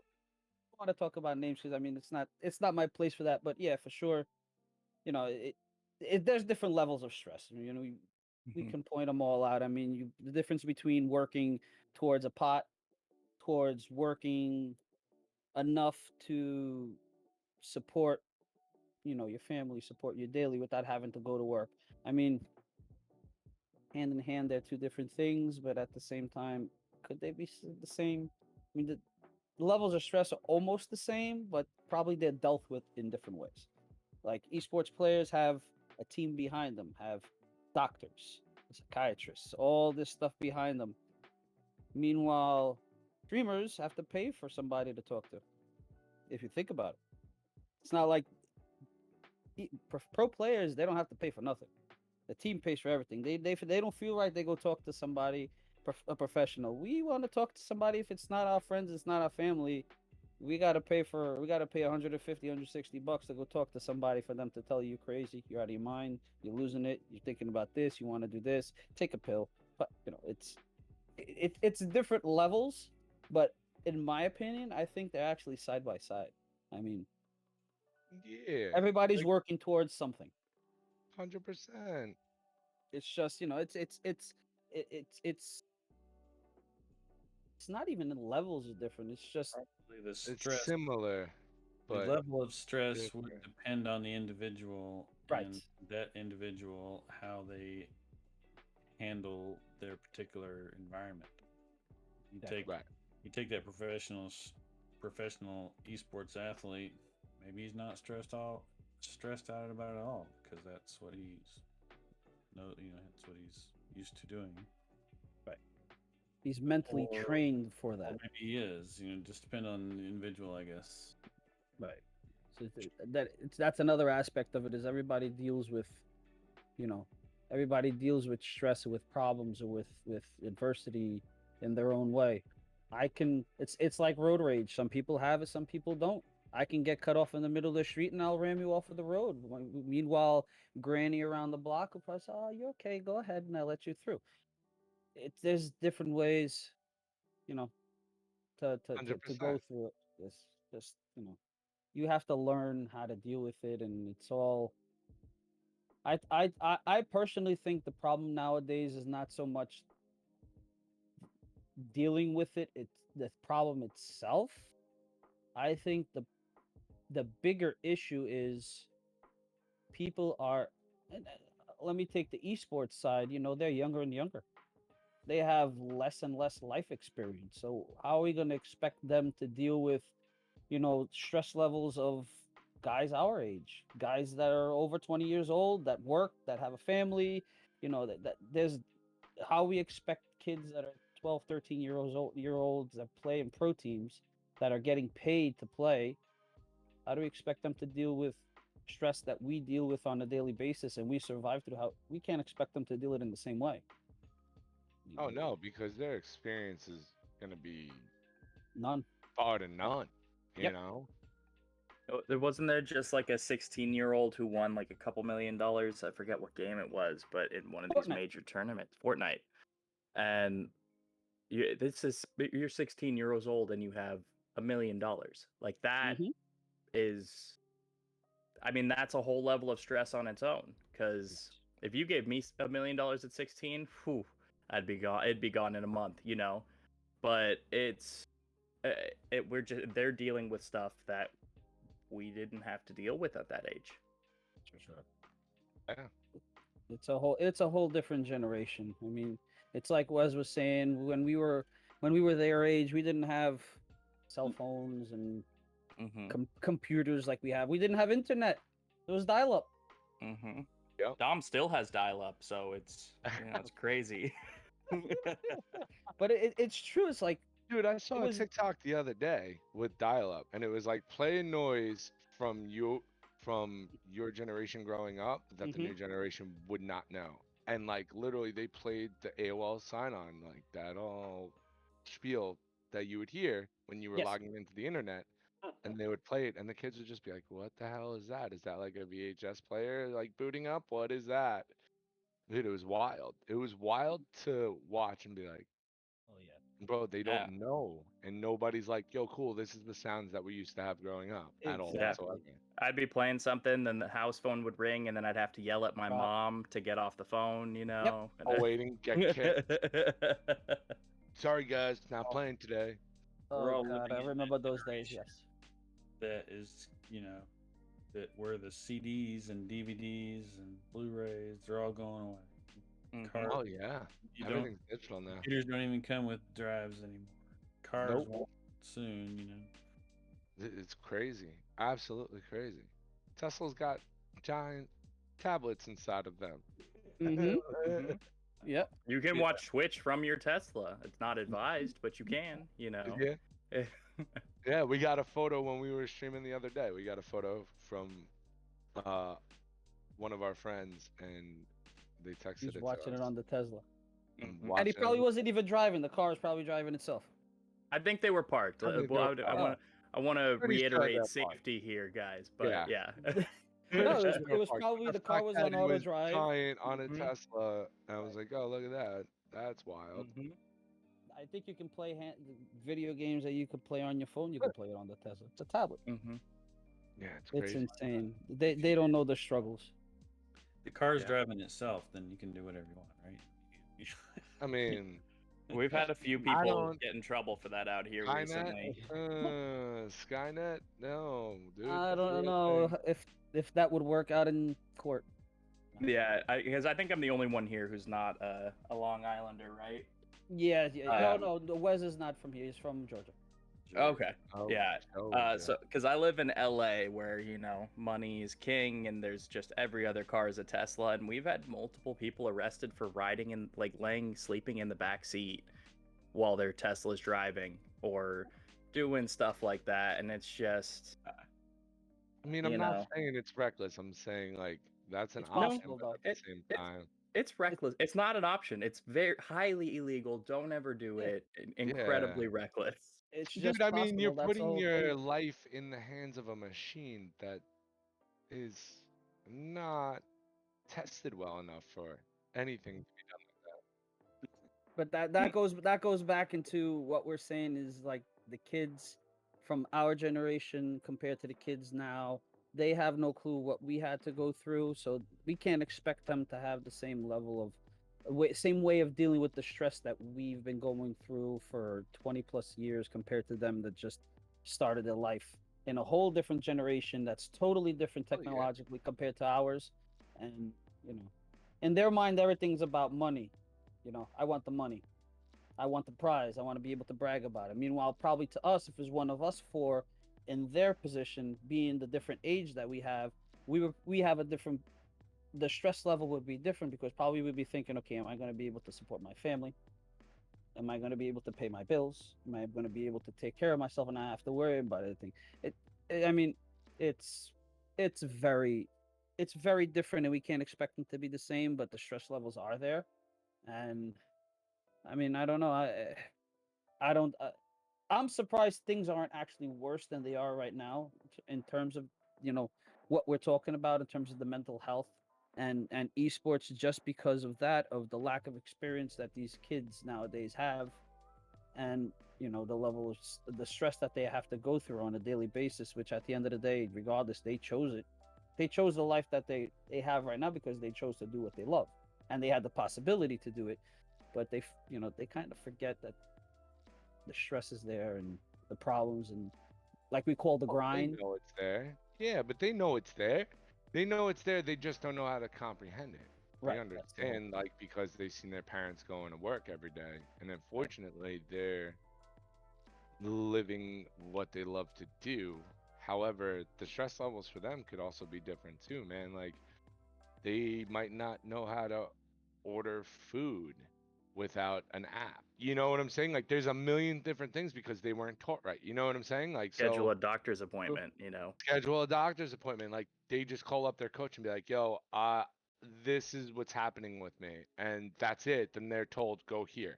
it's like a brand new private in the military. Like you're just treated like you don't know anything. Here, this is you. Go here, do this, do that. Like that's it because your life experience as far as being in the military is zero. You know, where everybody else already has years in and months of experience and you have none. So like their life experience is there, but it's not. But I mean, everybody can grow. You know what I'm saying? So like, at Yeah, the end for of the sure. day, it's that new generation for sure. We also got to remember, like, with our generation, and that's why we're able to talk about this because once this goes on the internet, it's on the internet forever, right? So Yep. it's a beautiful thing that when it kicks back to like where if they start having these issues, like people of our generation are able to sit there and be like, yo, look, listen, this is why this is happening, you know? For sure. For You sure. don't understand it, but we got you. Like, here, learn, you know? It's that give and take. Hmm. All right. Let's go on to our next question, and then after this question, we're gonna go to the viewers' questions. I think we have two of those. Okay. But I want your guys' opinion on what measures do you think we as a collective could take to bring more awareness to mental health and push a more accepted narrative. Wes, go for it. You guys, I don't want to go first. One of these guys go first. You don't want to go first? Okay. No, no, no, no, Okay, no. let's flip it around. Mike, you were Yeah, last. there you Go go. first. Yeah, let's go this way. Oh man, I love I'm still in talking, the so this middle. works for me. I think what it comes down to for me is just it's the ego thing and the talking. Check your ego. We all struggle. We all have our points of weaknesses. We all have our flaws. So having that ability to go, I'm not alone in dealing with this and talking about it. Talk. It's never gonna like when they tell you when you're in grade school, there's no such thing as a stupid question. There's no such thing as a stupid problem. Just because someone else doesn't understand it doesn't mean it's not huge to you and it's not eating a hole inside of you. So if you have a problem, talk about it. Don't let it eat you up. I did that so much when I was younger. I didn't talk about what was bugging me, and I was an angry little kid. I was the worst, I was always mad and always yelling, and now literally nothing bugs me because if it starts to bug me, I talk about it. There So you go. Yeah. Precise, direct, beautiful. I couldn't put it any better. Perfect answer. I mean, talk is a must.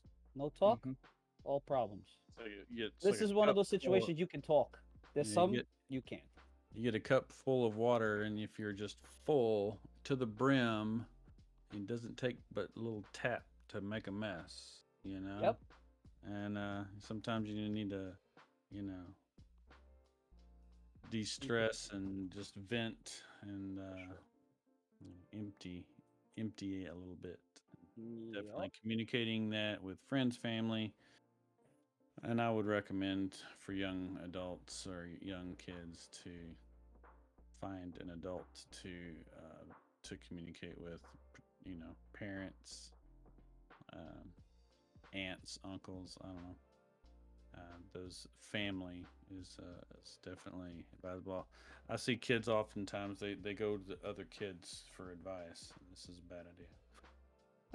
Sorry, kids trying going to other kids. Well, hey, well, so and so doing such and such. Here's how you should handle that.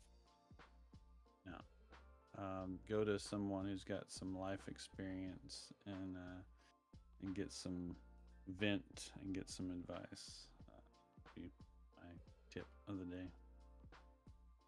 That's probably the best. That whole thing, the kids going to kids. It's funny that I've seen that, and it's like you look at them like, really,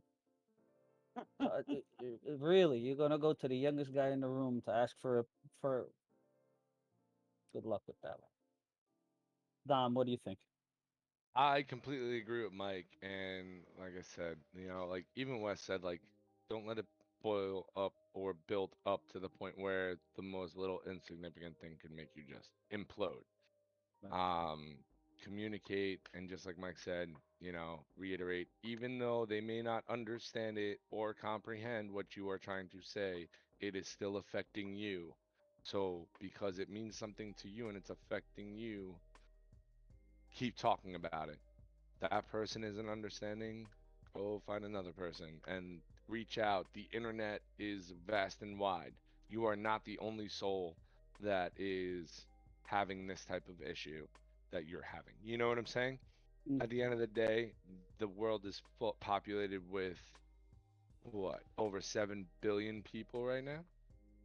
And you can't tell me that at least one other person involved is feeling or gone through the same experience that you're feeling. You know, there's there's forums, there's Reddit, there's a whole bunch of stuff that you could tap into. You can even talk to somebody as far as psychologists and mental health people that'll reach out. I mean, that was huge because COVID happened.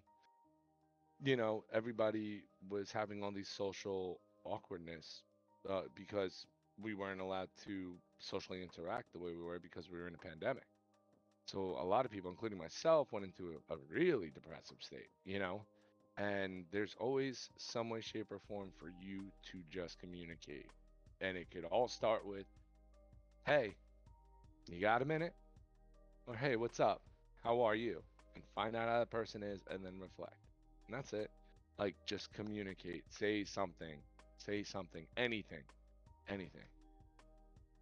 And just go Yeah. from Yeah, I just to like reiterate, like, we all have this tendency to think that we're the first person to ever go through what we're going through, or our problems bigger than anything anyone's ever seen. But in this instance, I promise you're not special. Someone else, multiple other people are dealing with it. So huge, huge. Like, find you'll someone. be surprised. You'll be surprised if you really did some research on where your thoughts were and you find out like a Discord or a Reddit community, and there's a community, and then next thing you know, you're like, wow, there's 30,000 plus people with this issue.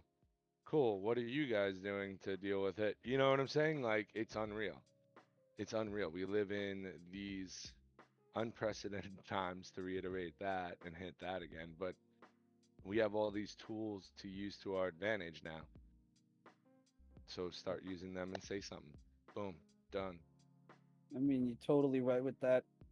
Taking out the part of the post traumatic that you guys go through, I think basically almost every other problem that you can come up with, there's going to be somebody out there that has it, probably even is going through worse than what we're going through. That's normally what they say is you think you have problems, there's always one person in the world that's worse than you.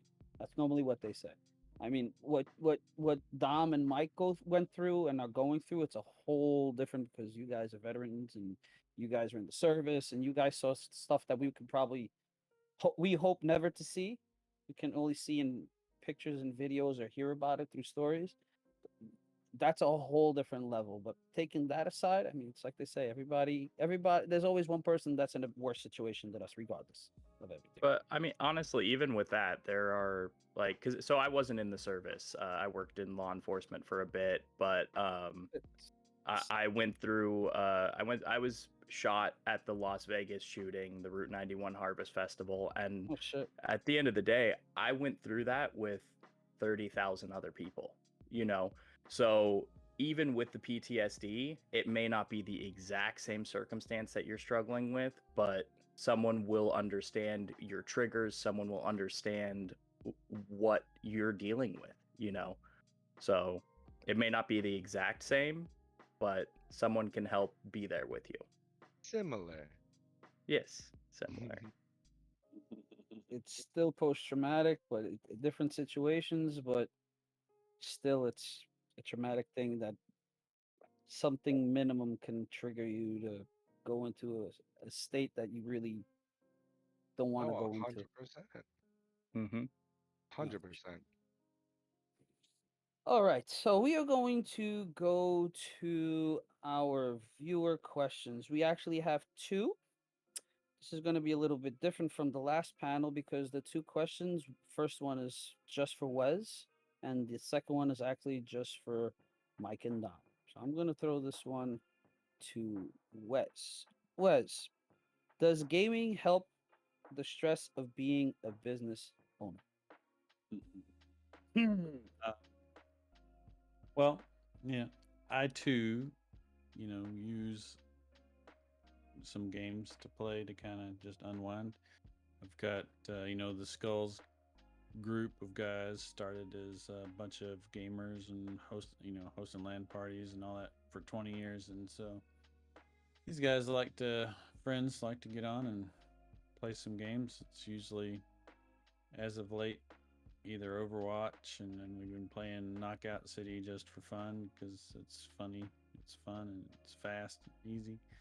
And it's so yeah, I get on and play some games to relax. Same time, kind of being in the gaming industry is a part of life, and so it's a constant. And so, does gaming help with stress of being a business owner? So yeah, first of all, it's a joy and an honor to be to have a business and work in a business that is in the thing that you love. Focus on the thing that you love. Right. And so that's in itself, I guess, less stressful because I enjoy what I do, and that's and my advice to anyone who wants to get into the gaming industry to be professional in that space is to just put forth effort and energy into that every day. We get caught up in, maybe you're not in school or don't have a job, you're with your parents or whatever. In those cases, kids sometimes will just, they want to get really good at this game, whether it be controller or keyboards, and just play, play, play, play, play. But uh, to these guys, Don and Michael, they understand that you got to get up out of your chair and get out into the world and kind of take a breather. Anything every good thing in abundance or too much of a good thing is a bad thing. That's the phrase, right? Donuts are great, but I can't eat them every 5 minutes, because I might throw up. And Want donuts now. coffee is great, but if I just drank nothing but coffee, one after another for all day long, it would be bad for me. Video games are great. They can be stress relief. They can be fun, but if that's all you do, you just sit and play and play and play and play, and you don't, and you wish, oh man, I wish I had a career in this, or I wish I could start a business in that. My advice is to put forth energy and effort into the thing that you love and the thing that you want to do. And the more energy and effort you put into that, the quicker that'll come around. And so get off the chair, get off the couch, and if you want to learn how to stream and you're not a streamer, get on Google and figure out how, and put forth some energy and effort. If you want to learn, how do I get into, if I'm a design, you're an artist, I want to be an artist for games, I want to design stuff. How do I do that? Grab a pencil and maybe record that on video and post that on the internet. I don't know. Just something besides sitting there and playing video games all day. Video games are great to do as a stress relief. It's a great whenever you have friends that you can do together, and it can be an event. But it can be unhealthy mentally if it's just constantly all you do. So yeah, that's my advice. Good point, piece of advice. I hope everybody's listening out there, because it's you getting a point of view from a business perspective. It's not a player perspective. It's not a gamer or a streamer. It's a business perspective, and as you can see, still in the business side. There's still stress that they have to deal with, and like Wes says, he still uses gaming as an escape. You can run a business. You're still like anybody else. So don't forget about that. You need help going through things. Just because you own a business or you help run a business, talk, find somebody, ask. You know, it's just one word or a phrase is enough to push a conversation and help you get away from whatever problems you're going through.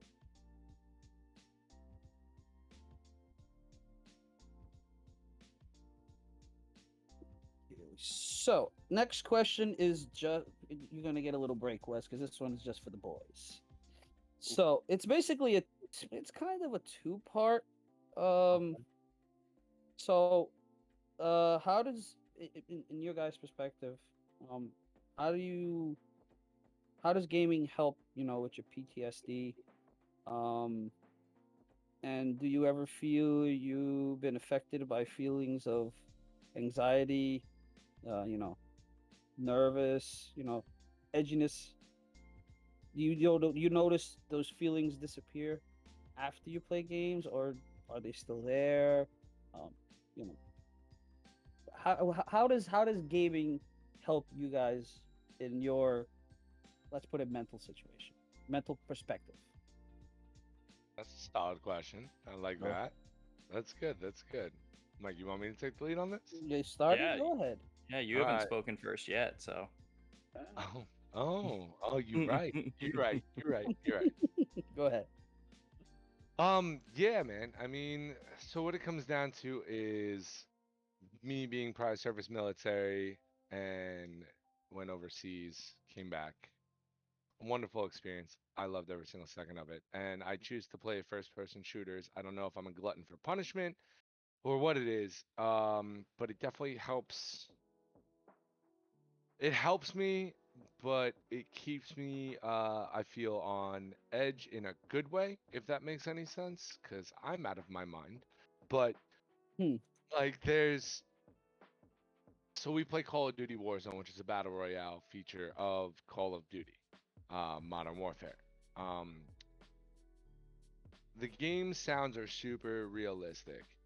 The whizzes, the snaps, the hisses, the RPGs. The RPGs definitely got me one time. I was actually playing with one of my military buddies, and we were driving in one of the cars across the map, and then next thing you know, we exploded, and we both literally just got shook, put down the controllers for a second. We were sitting there, and we were literally like, "Oh man, you good? Like, you good?"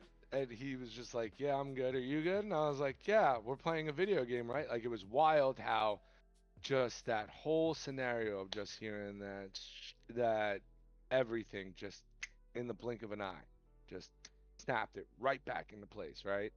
But we came back, we unwinded. Like, I think it's a bonding thing as far as, because like I said, I'm definitely over the top in the sense of I challenge myself with this.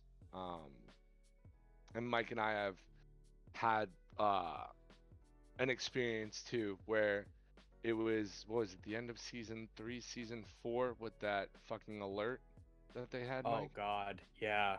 Bro, Um, like, yeah, it was the warning before the nuke took place in Verdansk Mhm. before they switched the map. And that Oh, okay. warning came on and it was loud as fuck, and Mike and I literally, I think I was, sorry. Mike and I were literally sitting there, and we we literally started, hands were sweating, we were both freaking out, hands were sweating, shaking a little bit, and we were screaming about the alarms because it literally was like, for both of us, we were like, yo, we didn't know what was happening, but it just happened out of nowhere. Like, we didn't get the patch notes updates, anything like that, and for both of us, we were freaking out, absolutely, in a sense of, but we comedically played it off, which was great. um and it because we bounce off of each other with those personal experiences that are super similar, we're able to, you know keep each other in check with each other to make sure that we're good. I mean, there's times where I'll text him after we get off and I'm just like, yo, I can't sleep, bro. I'm not going to sleep. I'll just edit videos, and he'll get on me about staying up too late and stuff like that. So like, does video games help with what I'm going through mentally? Yes, it does, because it gives me that camaraderie back. It definitely helps mellow me out. The video game choices, maybe not so much, but also at the same time, I do enjoy challenging myself because I feel like it also helps with my personal experiences and helping me work towards living with them, if that makes any sense. No, for Yeah. sure, for sure. Yeah, Dom is 100% right. He is absolutely insane. So, but no, I from my experience and talking with a lot of different people who have been in gunfights, who have served, who have whatever it may be that was like a traumatic experience for them, it's two very polar opposite responses to especially playing violent video games. You have the people on one hand who are like Dom, who it may affect him at certain points, but he's still able to do it, enjoy it, and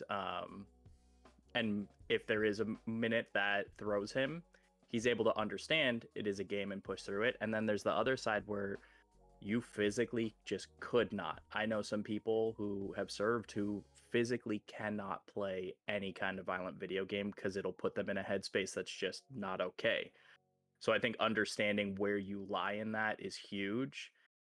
Like me specifically, when there's like the hisses and cracks of the bullets, that sometimes if I'm like caught off guard, it'll take me to a place that I don't like, you know?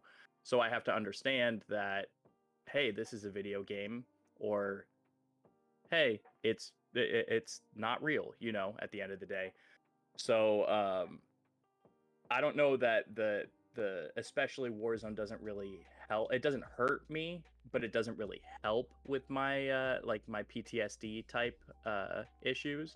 But it does definitely help with anxiety and instances where I would normally be like lethargically depressed, you know, because I have the ability to talk with my friends all day and to do something that's invigorating, especially through this lockdown. We get to have fun. It may not be the same as going out and having dinner with friends, but it gives me that social interaction that pulls me, can pull me out of a funk. So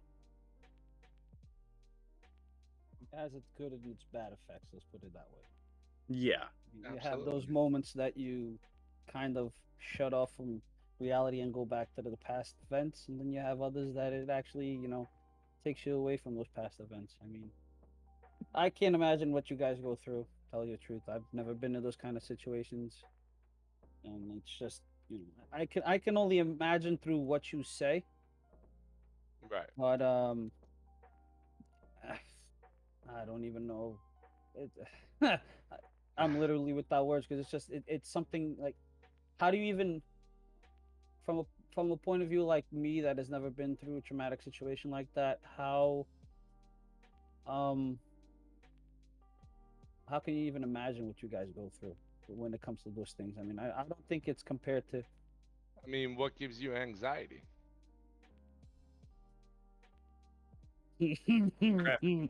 a lot, plenty of stuff, but not to that point. Not to that point that I'm playing the game and But it freaks me out. it's still all relative, you know what I'm saying? Like, Right. still all connected to mental, without a doubt. For Yeah, sure. don't get me wrong. Like, I never would want anyone to go through. I don't want anyone to have to see acts of war in person. Like, it's not a good place to be for your soul, you know. But we do live in a world 100%. where stuff happens. But especially from the civilian side, it's so incredibly rare, you know. And understanding that, because I had the concert thing, you know, and that was not a fun time in my life. But I was at a concert 3 days after the shooting, back in the public, back with people, because concerts are something that I love, and I'm not going to allow that to control my life, just as I'm not going to let it stop me from gaming and having this platform where we've had a lot of people come into our chat who may be struggling with something, and we're able to help them or talk them through it. Anyone who comes through can always message us, and we try to make ourselves available for our community as much as possible. And it comes down to the benefit. The major benefit is the good that we're able to do by helping people who are struggling, and what Dom said about what stresses you out, what causes you anxiety. It's always something. It's just about how we deal with it. 100%. No, for sure. I mean, it's like you say. It's something that we hope that we to tell the truth, it's one of those situations we hope that never anybody would have to go through. But unfortunately, the reality of the world is there are people that go through it, and you guys are two people in the sea of thousands that probably go through the same thing, or worse, or not as bad, but have these situations. I had somebody that worked with me that open a little bit of the story is I do construction in the city, and I actually had somebody that worked with me. He doesn't work anymore, and he was a vet. He had PTSD also, and just the sound of the jackhammer once, he did work with it on a daily basis, but just one day for some particular reason, it shook him to the point that he ducked into the trench. It's like, and we were looking at him like, what the heck is your issue? But we didn't know until he started talking about it. It's that thing. It's like little things, it trigger you off, and it's just. 100%. It's one of those things you say you hope that you don't even wish that on your worst enemy. It's 100%.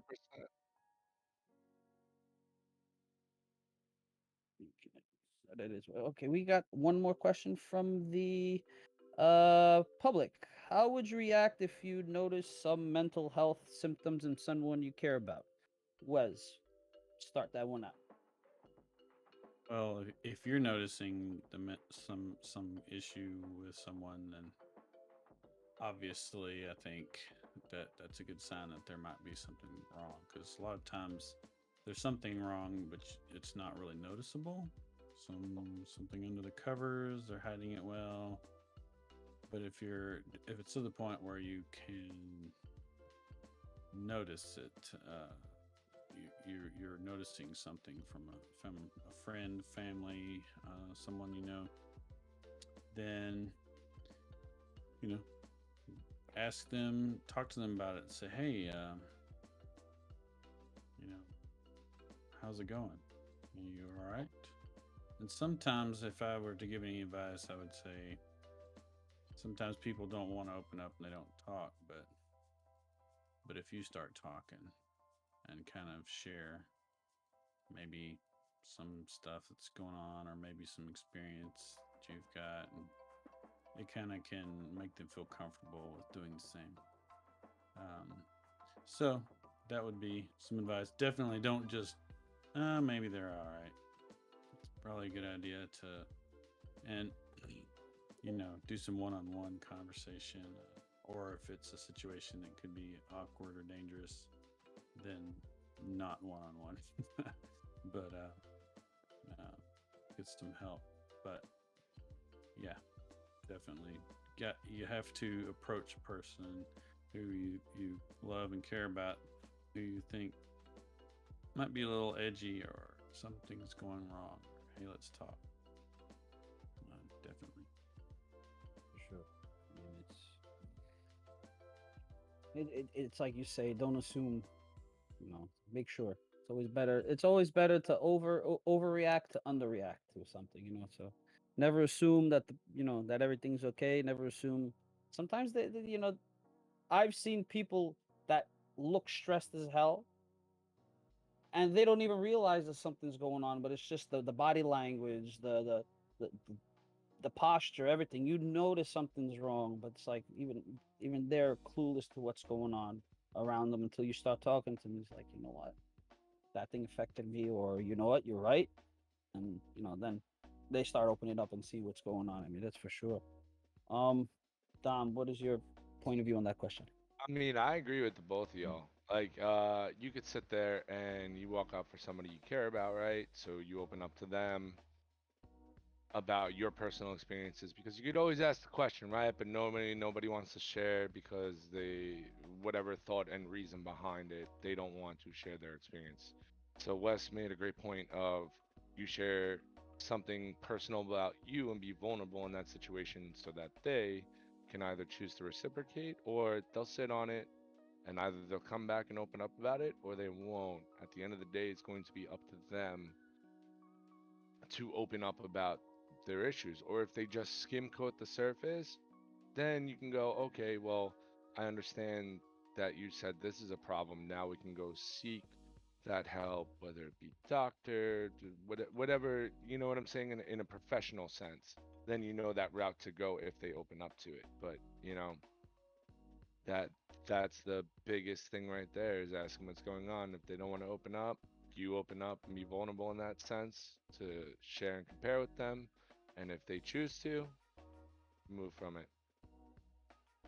Yeah. For sure. And if there's ever some sort of secret that is communicated that is dangerous for them and or their situation, themselves perhaps, while no one wants to be someone to tell someone else's secret, but if it's one that's dangerous to that person or other persons, or then you have to kind of tell somebody, whether it's a parent of that child, if it's a child, a parent of that child, an authority member, or help that person to make that choice to do those things. But yeah, I see a lot of times people take some information in confidence that is dangerous. You have to help by whether that needs to be a professional help or something, so don't be a burden. Don't let someone necessarily burden you to the point where, oh, now I have this information that this person did something terrible and illegal and bad, and what do I do with that? I don't know. I can't give advice there, but definitely it would be do the right thing. Do the right thing. Oh, for sure. Mike, what's your opinion? Yeah, no, it comes back to the whole, for me, like, the community policing mindset. If you see something, say something. If you notice something's off with someone, just something as simple as, are you all right? Like, you seem a little off, and they may not want to talk about it right then, but they may open up to you eventually. But as long as they know that people are watching and seeing that they may be struggling, it can be a huge help to people. I say, like, Dom all the time, if he seems a little bit off, I'm like, you good? Like, you seem a little on edge or something, and just having that open dialogue with people and reminding them that you are there for them and you're not going to judge them and it's a safe space. And like you were saying, if it is, obviously, if it's something dangerous or a threat or something like that, definitely seek help. Or even if it's something that you may not have personal experience with, you can listen and give them tools to find someone who may be able to help them even better. Like, hey, I've never dealt with depression in my life, but you know what? Our other friend so-and-so has, and like, maybe we should all go get dinner and talk about it, and just doing everything you can to remove that stigma of mental health when it is something that we all deal with. If someone seems like they're going through something, they probably are, because it takes a while to show on the outside. So just keep that dialogue. For sure. Dialogue is key. Talking is key. I mean, everybody hit the nail on the head. I mean, it's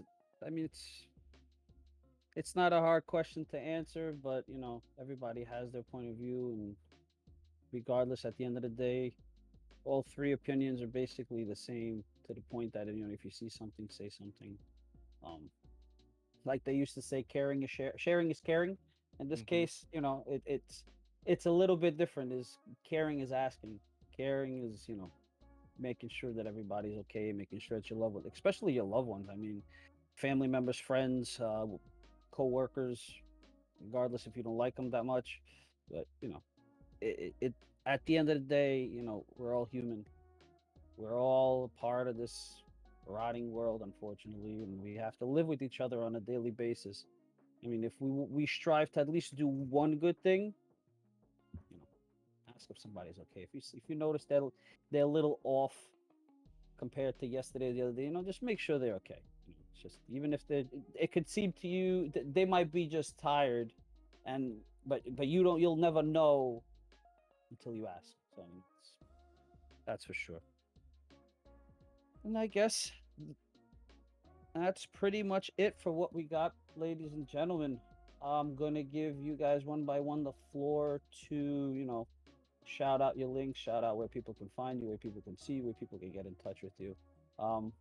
Start out with you, Wes. You know, let everybody know where they can find you. Yeah.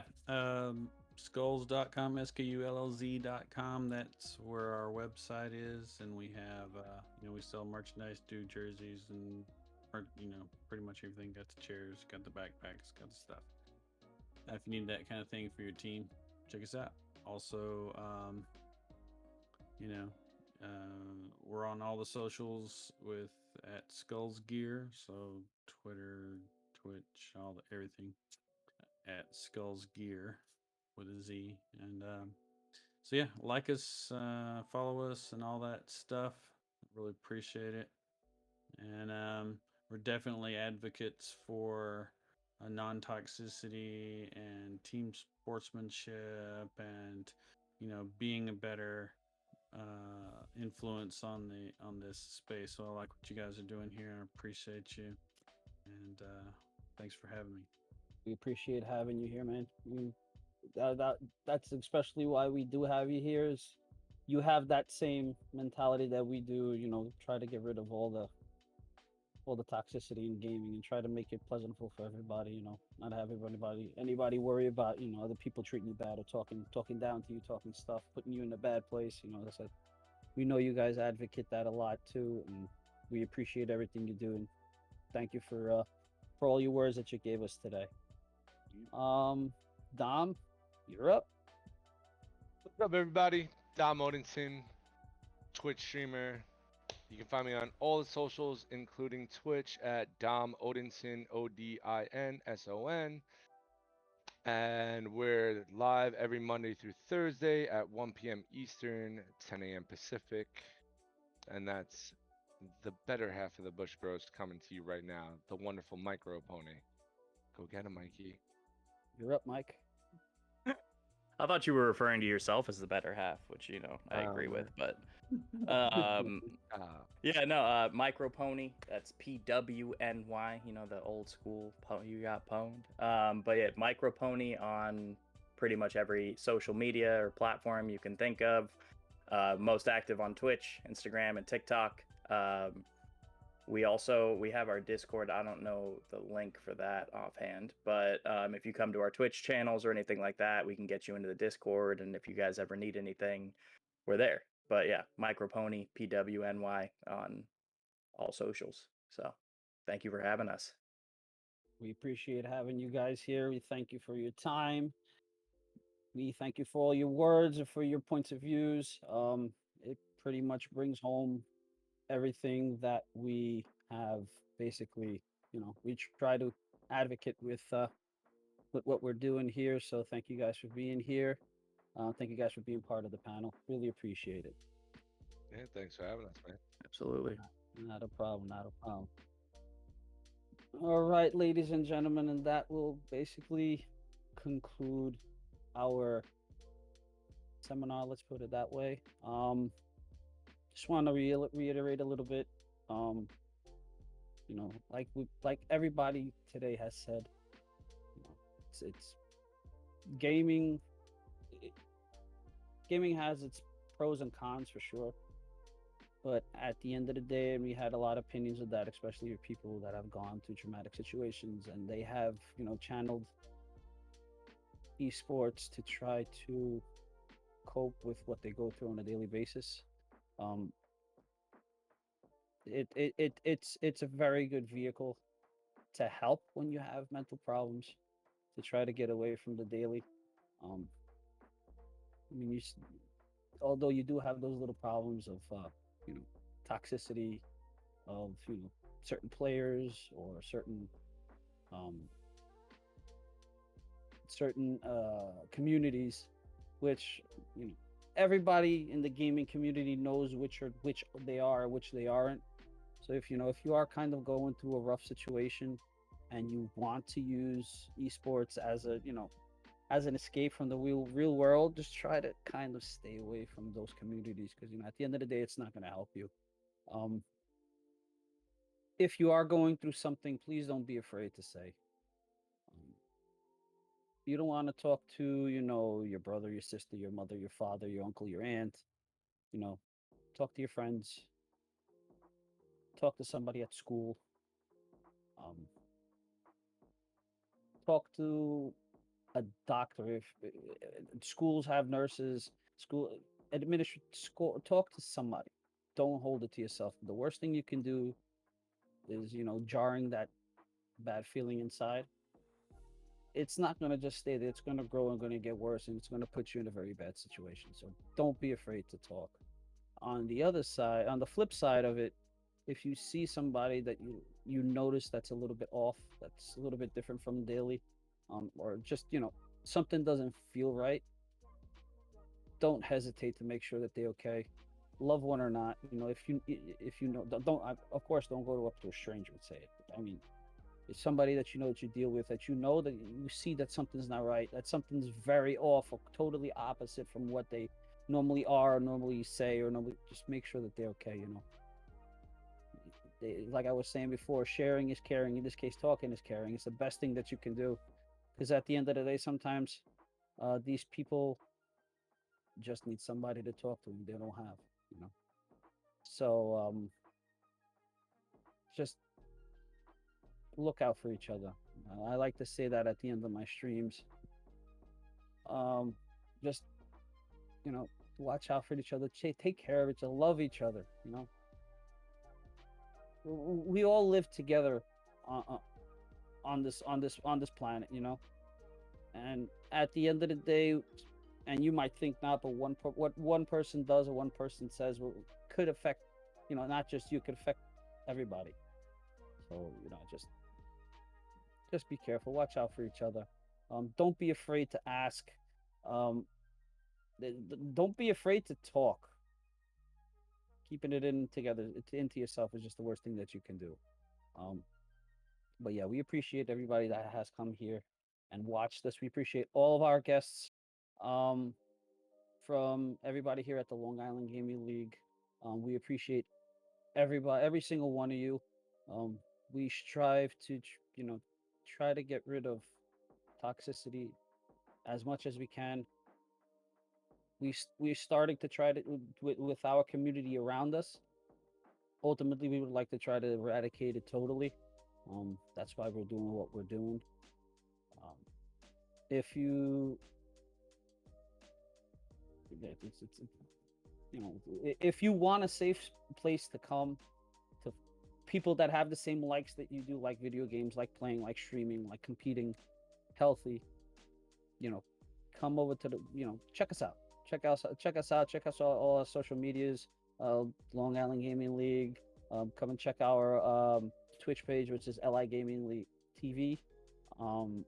We're on every single social media: Facebook, Twitter, Instagram, TikTok. You can find. We also have podcasts, which I'm one of the co-hosts. You can find us on Spotify, Anchor.